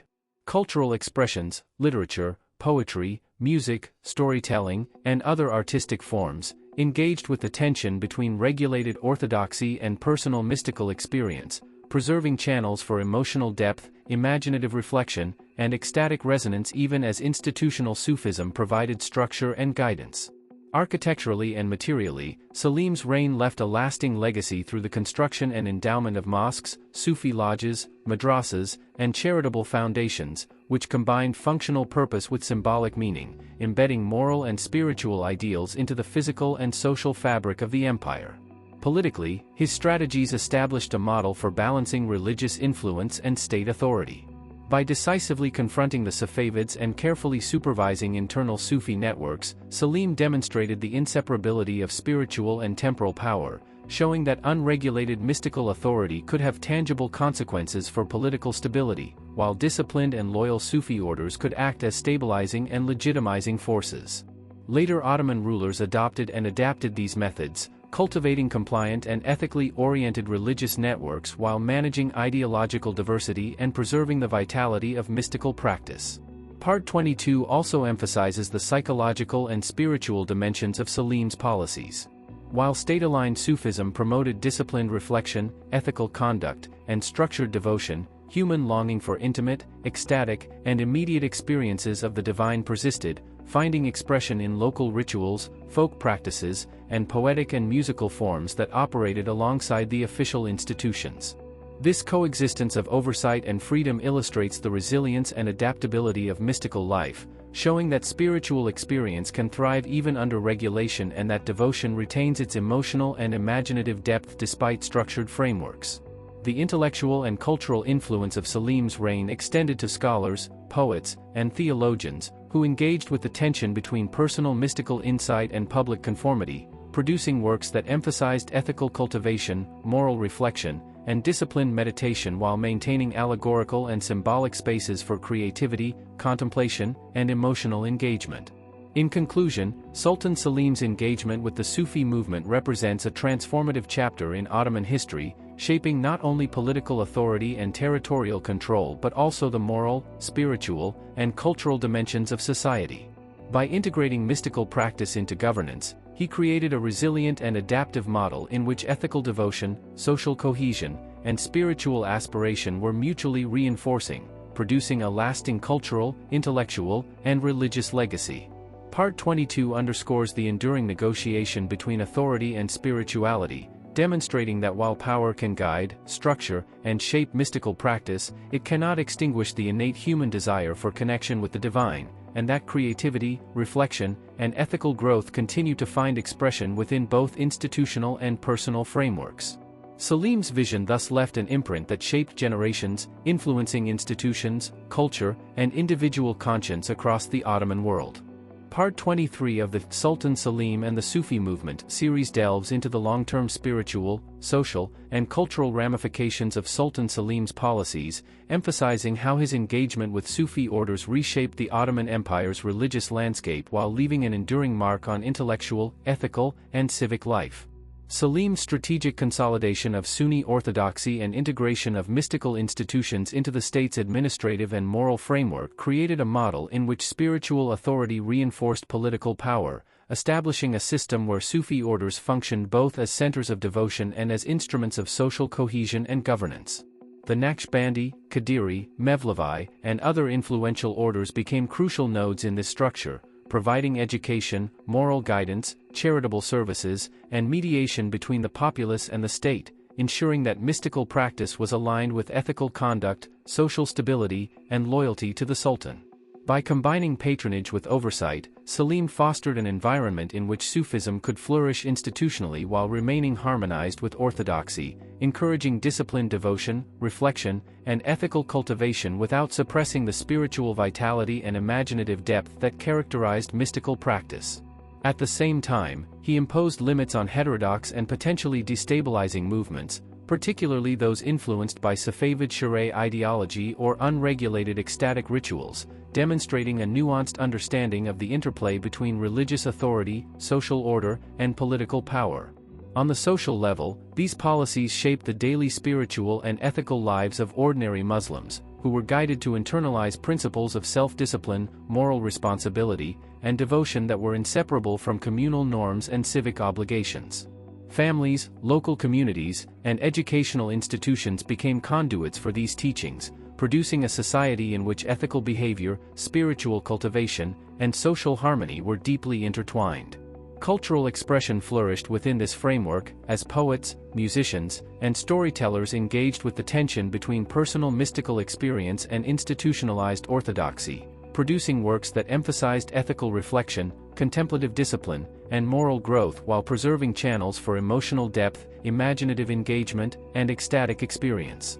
Architecturally, Selim's reign left a profound imprint through the construction and endowment of mosques, Sufi lodges, madrasas, and charitable foundations, spaces that simultaneously served functional, educational, and devotional purposes while symbolizing the moral and spiritual ideals of the era. Politically, his approach established enduring precedents for managing the intersection of spiritual and temporal authority. Selim's decisive confrontation with the Safavids and his careful regulation of domestic Sufi networks highlighted the inseparability of mystical influence and political stability, demonstrating that unregulated spiritual authority could have tangible consequences while loyal and disciplined orders could act as stabilizing and legitimizing forces. Subsequent Ottoman rulers drew upon this model, cultivating compliant and ethically grounded religious networks, guiding mystical practice, and managing ideological diversity in ways that balanced oversight with spiritual vitality. Part 23 also emphasizes the psychological and devotional impact of Selim's policies. Even within a regulated framework, believers maintained a deep longing for intimate, ecstatic, and personal experiences of the divine, expressed through local rituals, folk practices, poetic recitation, and musical devotion. This coexistence of oversight and personal freedom illustrates the adaptability and resilience of Sufi practice, showing that structured authority can guide but not extinguish the human impulse toward spiritual connection, reflection, and imaginative expression. Intellectual life under Selim was similarly shaped by these dynamics. Scholars, poets, and theologians engaged with questions of ethical cultivation, moral responsibility, and disciplined spiritual practice, producing works that addressed the tension between inward mystical reflection and outward conformity while maintaining symbolic, allegorical, and imaginative dimensions that allowed for creative and emotional engagement. In conclusion, Sultan Selim's reign represents a transformative chapter in Ottoman history, not only for its political consolidation and territorial expansion but also for its enduring impact on religious, cultural, and ethical life. By integrating mystical practice into the structures of governance, he created a society in which devotion, ethical responsibility, and social cohesion were mutually reinforcing, producing a model of resilient and adaptive spiritual culture. Part 23 highlights the continuing negotiation between authority and faith, illustrating that while power can shape, guide, and structure devotion, it cannot extinguish the innate human desire for divine connection, nor suppress creativity, reflection, and ethical growth. Selim's engagement with the Sufi movement left an indelible legacy, influencing institutions, culture, and individual conscience across generations, and demonstrating the intricate interplay of politics, spirituality, and human experience that defined the Ottoman world. Part 24 of the Sultan Selim and the Sufi Movement series explores the long-lasting cultural, spiritual, and political consequences of Selim's reign, focusing on how his policies toward Sufi orders shaped Ottoman society and left a lasting imprint on religious practice, governance, and intellectual life. Selim's consolidation of Sunni orthodoxy and his strategic integration of Sufi institutions into the imperial administration established a model in which mystical authority was both respected and directed, allowing Sufi orders to flourish while ensuring that their influence reinforced political stability and moral cohesion.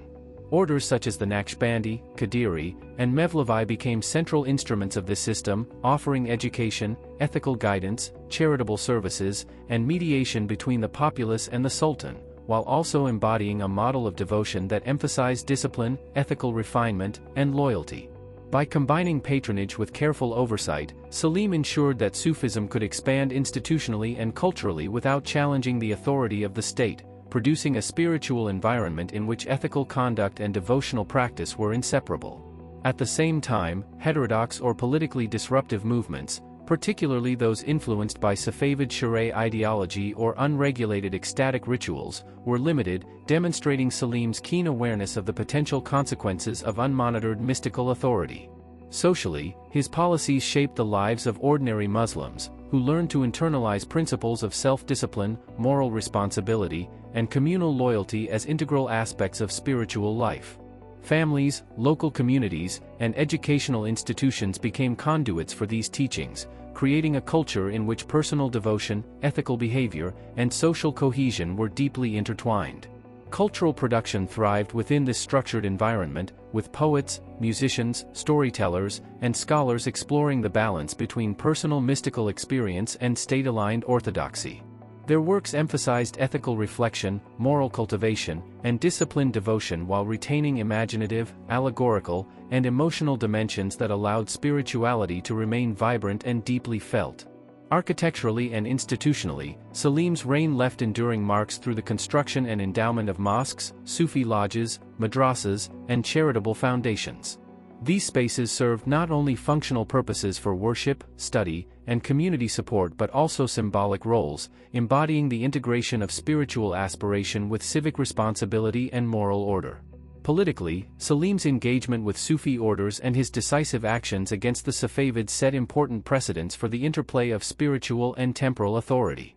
His campaigns and careful regulation of domestic Sufi networks demonstrated that unregulated mystical influence could pose tangible threats to political stability, while loyal, disciplined orders could act as stabilizing and legitimizing forces. Subsequent Ottoman rulers drew upon his model to cultivate controlled, ethical, and influential religious networks that reinforced governance while preserving the vitality of mystical practice. Part 24 also examines the psychological and devotional impact of Selim's policies. Despite the structured framework, human desire for intimate, ecstatic, and personal experiences of the divine persisted, expressed through folk rituals, local devotional practices, poetry, and music. This coexistence of oversight and personal freedom illustrates the resilience and adaptability of Sufi practice, showing that while authority can guide and shape spiritual life, it cannot extinguish the fundamental human longing for connection with the divine. Intellectually, Selim's reign inspired scholars, poets, and theologians to navigate the balance between inner spiritual reflection and outward conformity, producing works that emphasized ethical cultivation, disciplined meditation, and moral responsibility while preserving symbolic, allegorical, and imaginative spaces for mystical engagement. In conclusion, Sultan Selim's reign represents a transformative chapter in Ottoman history, not only in political and military terms but in shaping the moral, cultural, and spiritual architecture of the empire. By integrating mystical practice into governance, he created a society in which ethical devotion, social cohesion, and spiritual aspiration were mutually reinforcing, producing a resilient and adaptive cultural and religious legacy. Part 24 underscores the ongoing negotiation between power and faith, demonstrating that authority can structure and guide devotion but cannot extinguish the innate human desire for spiritual connection, nor suppress creativity, reflection, and emotional depth. Selim's engagement with the Sufi movement left an indelible mark on institutions, culture, and individual conscience, shaping generations of Ottoman subjects and embedding the interplay of politics, spirituality, and human experience into the fabric of the empire. Part 25 of the Sultan Selim and the Sufi Movement series examines the enduring synthesis of political authority and mystical practice that defined Selim's reign, highlighting how his engagement with Sufi orders not only stabilized the empire but also reshaped the intellectual, cultural, and ethical life of Ottoman society. Selim's consolidation of Sunni orthodoxy, coupled with his strategic integration of influential Sufi orders into the administrative and spiritual framework of the state, created a model in which mysticism functioned as both a guide to personal morality and a mechanism for social cohesion. The Naqshbandi, Qadiri, Mevlevi, and other prominent orders thrived under this system, offering structured education, ethical instruction, charitable services, and mediation between ordinary believers and the Sultan, ensuring that devotional practice aligned with political loyalty, legal conformity, and communal stability. By combining generous patronage with careful oversight, Selim fostered an environment in which spiritual discipline and ethical refinement flourished without challenging the hierarchical structures of the state, producing a society in which moral responsibility, civic duty, and religious devotion were deeply intertwined. At the same time, Selim's policies curtailed heterodox or potentially disruptive movements, particularly those inspired by Shiraz Safavid ideology or unregulated ecstatic rituals, demonstrating a nuanced understanding of the political and doctrinal risks posed by unmonitored mystical influence. This dual approach of encouragement and regulation allowed Sufism to maintain its creative, emotional, and imaginative vitality while ensuring that its social and political impact reinforced stability and order. Socially, the effects of these policies were profound. Ordinary Muslims internalized principles of ethical conduct, disciplined devotion, and communal responsibility, learning to harmonize personal spiritual aspiration with the demands of family, neighborhood, and civic life. Schools, local communities, and Sufi lodges became channels for instilling these values, creating a culture in which morality, spiritual reflection, and social cohesion were inseparable. Cultural life during Selim's reign also reflected this synthesis. Poets, musicians, and storytellers engaged with the tension between personal mystical experience and state-aligned orthodoxy, producing literature, music, and narrative forms that emphasized ethical cultivation, moral reflection, and contemplative discipline while preserving imaginative, allegorical, and emotional dimensions of spiritual life. Architecturally and institutionally, Selim's influence manifested through the construction and endowment of mosques, Sufi lodges, madrasas, and charitable institutions that integrated aesthetic beauty with functional purpose, reinforcing the moral, spiritual, and civic ideals of the period. These physical spaces embodied the integration of devotion and social responsibility, serving as centers for learning, worship, and community service. Politically, Selim's management of Sufi orders and suppression of heterodox movements established enduring precedents for balancing spiritual authority with temporal power. His campaigns against the Safavids and the careful supervision of domestic mystical networks demonstrated that religious influence could directly affect political stability, while disciplined, loyal orders could serve as legitimizing and stabilizing forces. Later sultans and administrators followed his example, cultivating ethical, compliant religious networks that supported governance while preserving the vitality of spiritual practice. Part 25 also emphasizes the psychological and devotional dimensions of Selim's reforms. While institutionalized Sufism promoted reflection, ethical discipline, and structured devotion, human desire for ecstatic, intimate, and personal experience of the divine persisted. Folk rituals, regional devotional practices, and poetic and musical expressions continued to flourish, operating alongside official institutions and illustrating the resilience and adaptability of mystical life. This dynamic demonstrates that authority can guide and channel devotion but cannot extinguish the fundamental human longing for spiritual connection, emotional depth, and imaginative expression. Intellectual life under Selim similarly reflected these dynamics. Scholars, poets, and theologians grappled with the tension between inward mystical insight and outward conformity, producing works that emphasized moral cultivation, ethical responsibility, and disciplined reflection while retaining symbolic, allegorical, and imaginative spaces for creativity and spiritual exploration. In conclusion, Sultan Selim's engagement with the Sufi movement represents a transformative chapter in Ottoman history, shaping political authority, religious life, and cultural expression alike. By integrating mystical practice into governance, he created a society in which ethical devotion, social cohesion, and spiritual aspiration were mutually reinforcing, producing a resilient, adaptive, and morally coherent culture. Part 25 underscores the enduring negotiation between authority and spirituality, demonstrating that while power can structure, guide, and influence faith, it cannot extinguish the innate human drive for divine connection, nor suppress creativity, ethical reflection, and imaginative devotion. Selim's legacy endures as a testament to the intricate interplay of politics, religion, and culture, shaping institutions, human conscience, and collective experience for generations across the Ottoman world. Part 26 of the Sultan Selim and the Sufi Movement series explores the long-reaching consequences of Selim's engagement with Sufi orders, emphasizing how his policies not only strengthened the Ottoman state but also profoundly shaped the spiritual, cultural, and intellectual life of the empire. Selim's consolidation of Sunni orthodoxy, coupled with his strategic integration of Sufi institutions into governance, established a framework in which mystical authority functioned as both a guide for ethical behavior and a mechanism for social cohesion. Orders such as the Naqshbandi, Qadiri, and Mevlevi were pivotal in this system, serving as centers for moral instruction, spiritual guidance, education, charitable works, and mediation between ordinary believers and the Sultan, ensuring that mystical practice aligned with social norms, political loyalty, and civic responsibility.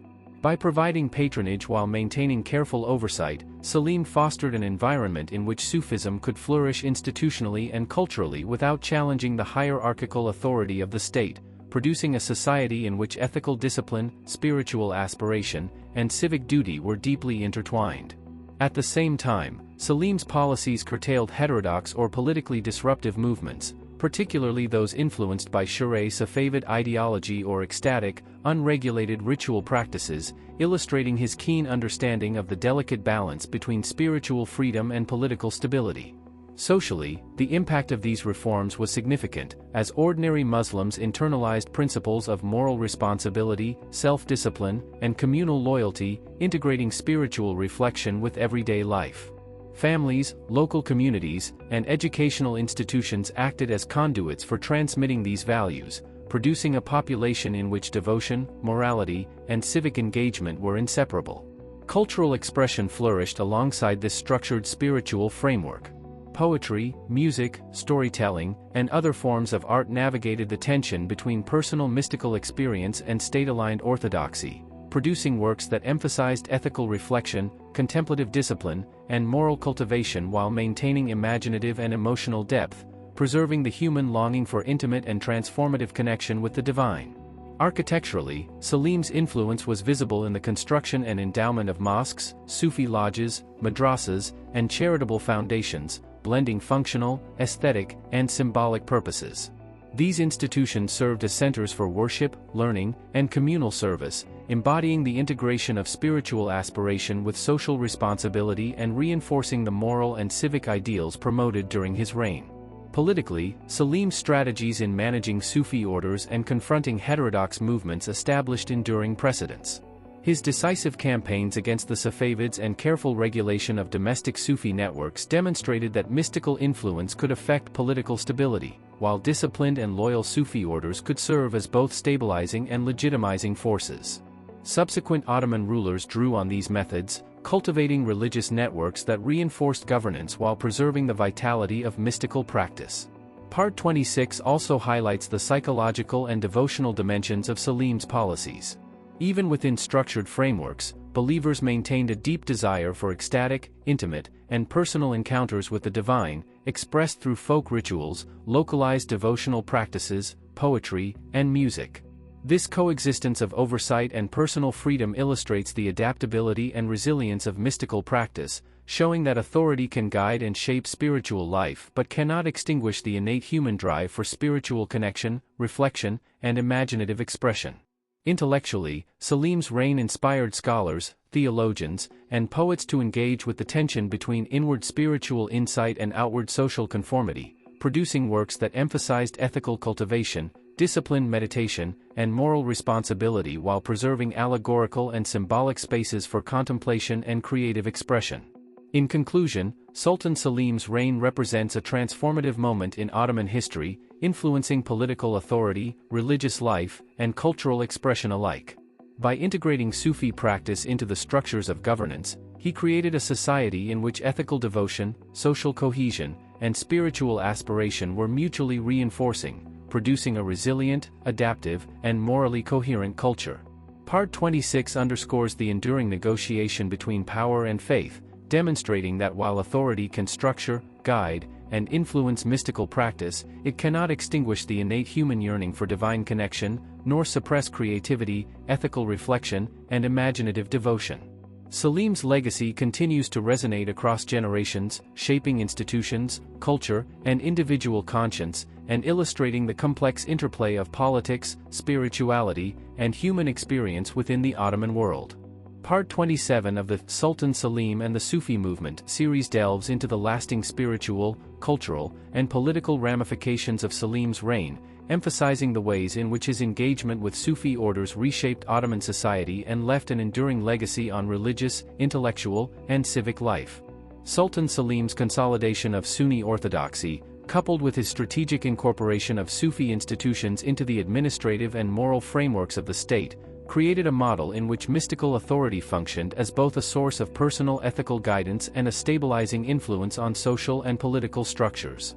The Naqshbandi, Qadiri, Mevlevi, and other influential orders became central to this system, providing education, spiritual mentorship, charitable services, and mediation between ordinary believers and the Sultan, ensuring that devotional practice reinforced political loyalty, ethical conduct, and communal cohesion. Through a combination of generous patronage and careful oversight, Selim fostered an environment in which Sufism could thrive institutionally and culturally, cultivating a society in which moral responsibility, spiritual reflection, and civic duty were deeply intertwined, while simultaneously imposing limits on heterodox or politically destabilizing movements, particularly those inspired by Shiraz Safavid ideology or unregulated ecstatic rituals, reflecting a nuanced understanding of the interplay between spiritual freedom and political authority. Socially, these policies shaped the daily lives of ordinary Muslims, who internalized principles of self-discipline, ethical behavior, and communal loyalty as integral to spiritual practice. Families, local communities, and educational institutions acted as channels for transmitting these values, producing a culture in which ethical, devotional, and civic ideals were inseparable. Cultural and intellectual life during Selim's reign flourished within this framework, as poets, musicians, storytellers, and scholars explored the tension between personal mystical experience and state-aligned orthodoxy, producing works that emphasized moral reflection, ethical cultivation, and contemplative discipline while preserving imaginative, symbolic, and emotional dimensions that allowed spirituality to remain deeply felt and transformative. Architecturally, Selim's influence manifested in the construction and endowment of mosques, Sufi lodges, madrasas, and charitable foundations, which blended functionality with aesthetic and symbolic significance. These institutions served as centers for worship, learning, communal support, and spiritual reflection, embodying the integration of devotion with civic responsibility and reinforcing the moral, spiritual, and social ideals of his reign. Politically, Selim's strategies for managing Sufi orders and confronting heterodox movements established lasting precedents for balancing spiritual authority with state power. His decisive campaigns against the Safavids and careful supervision of domestic mystical networks demonstrated that unregulated mystical influence could threaten political stability, while disciplined and loyal Sufi orders could act as legitimizing and stabilizing forces. Later Ottoman rulers drew upon his example, cultivating ethically oriented, compliant religious networks while maintaining the vitality of spiritual practice, illustrating the durability of Selim's model across generations. Part 27 also highlights the psychological and devotional consequences of Selim's policies. Even within a structured framework, believers continued to seek ecstatic, intimate, and personal experiences of the divine, expressed through folk rituals, local devotional practices, poetry, and music. This coexistence of structured oversight and personal freedom illustrates the resilience and adaptability of mystical practice, showing that authority can guide and shape devotion but cannot extinguish the innate human drive for spiritual connection, imaginative expression, and ethical reflection. Intellectually, Selim's reign inspired scholars, poets, and theologians to grapple with the balance between inward mystical insight and outward social conformity, producing works that emphasized ethical cultivation, disciplined meditation, and moral responsibility while preserving symbolic, allegorical, and imaginative spaces for contemplation and creative engagement. In conclusion, Sultan Selim's reign represents a transformative moment in Ottoman history, influencing political authority, religious life, and cultural expression alike. By integrating Sufi practice into the structures of governance, he created a society in which ethical devotion, social cohesion, and spiritual aspiration were mutually reinforcing, producing a resilient, adaptive, and morally coherent culture. Part 27 underscores the enduring negotiation between authority and spirituality, demonstrating that while power can guide, shape, and structure mystical practice, it cannot extinguish the fundamental human yearning for divine connection, nor suppress creativity, ethical reflection, and imaginative devotion. Selim's legacy endures across generations, shaping institutions, culture, and individual conscience, and illuminating the intricate interplay of politics, religion, and human experience that defined the Ottoman world. Part 28 of the Sultan Selim and the Sufi Movement series examines the lasting influence of Selim's reign on the spiritual, cultural, and political dimensions of the Ottoman Empire, focusing on how his policies toward Sufi orders shaped the ethical, intellectual, and civic life of the society for generations. Sultan Selim's consolidation of Sunni orthodoxy, combined with his careful integration of Sufi institutions into the imperial framework, created a system in which mystical authority was both respected and directed, allowing Sufism to flourish while aligning its influence with state objectives. Prominent orders such as the Naqshbandi, Qadiri, Mevlevi, and others became pivotal actors in this structure, offering spiritual guidance, ethical instruction, educational opportunities, charitable works, and mediation between the populace and the Sultan, ensuring that mystical practice contributed to social stability, political loyalty, and moral cohesion. By offering patronage while maintaining careful oversight, Selim fostered an environment in which spiritual discipline, ethical refinement, and devotional life could thrive institutionally and culturally, creating a society in which morality, personal devotion, and civic responsibility were closely interwoven. At the same time, he limited heterodox or politically destabilizing movements, particularly those inspired by Shireh Safavid ideology or unregulated ecstatic rituals, demonstrating a nuanced understanding of the potential consequences of unmonitored mystical influence and the delicate balance between spiritual freedom and political stability. Socially, these policies shaped the daily lives of ordinary Muslims, who internalized principles of self-discipline, moral responsibility, and loyalty to communal norms as inseparable elements of their spiritual practice. Families, educational institutions, and local communities became conduits for transmitting these values, fostering a culture in which ethical behavior, devotional engagement, and civic duty were inseparable. Cultural expression flourished alongside this regulated spiritual environment. Poets, musicians, storytellers, and scholars explored the tension between personal mystical experience and state-aligned orthodoxy, producing literature, music, and narrative forms that emphasized moral reflection, ethical cultivation, and contemplative discipline while retaining imaginative, emotional, and allegorical dimensions, preserving the depth and vitality of human spiritual experience. Architecturally, Selim's reign left an enduring legacy through the construction and endowment of mosques, Sufi lodges, madrasas, and charitable foundations, which combined functional purpose with aesthetic and symbolic significance. These structures served as centers for worship, learning, community service, and spiritual reflection, embodying the integration of devotion, ethical conduct, and social responsibility in tangible, enduring forms. Politically, Selim's strategies for managing Sufi orders and suppressing heterodox movements established enduring models for balancing spiritual authority with temporal power. His decisive campaigns against the Safavids and careful oversight of domestic mystical networks demonstrated that mystical influence could affect political stability, while disciplined, loyal orders could serve as stabilizing and legitimizing forces. Subsequent Ottoman rulers drew upon his example, cultivating controlled, ethically guided religious networks that supported governance while preserving the vitality of mystical practice, ensuring the durability of Selim's policies across generations. Part 28 also emphasizes the psychological and devotional effects of Selim's reforms.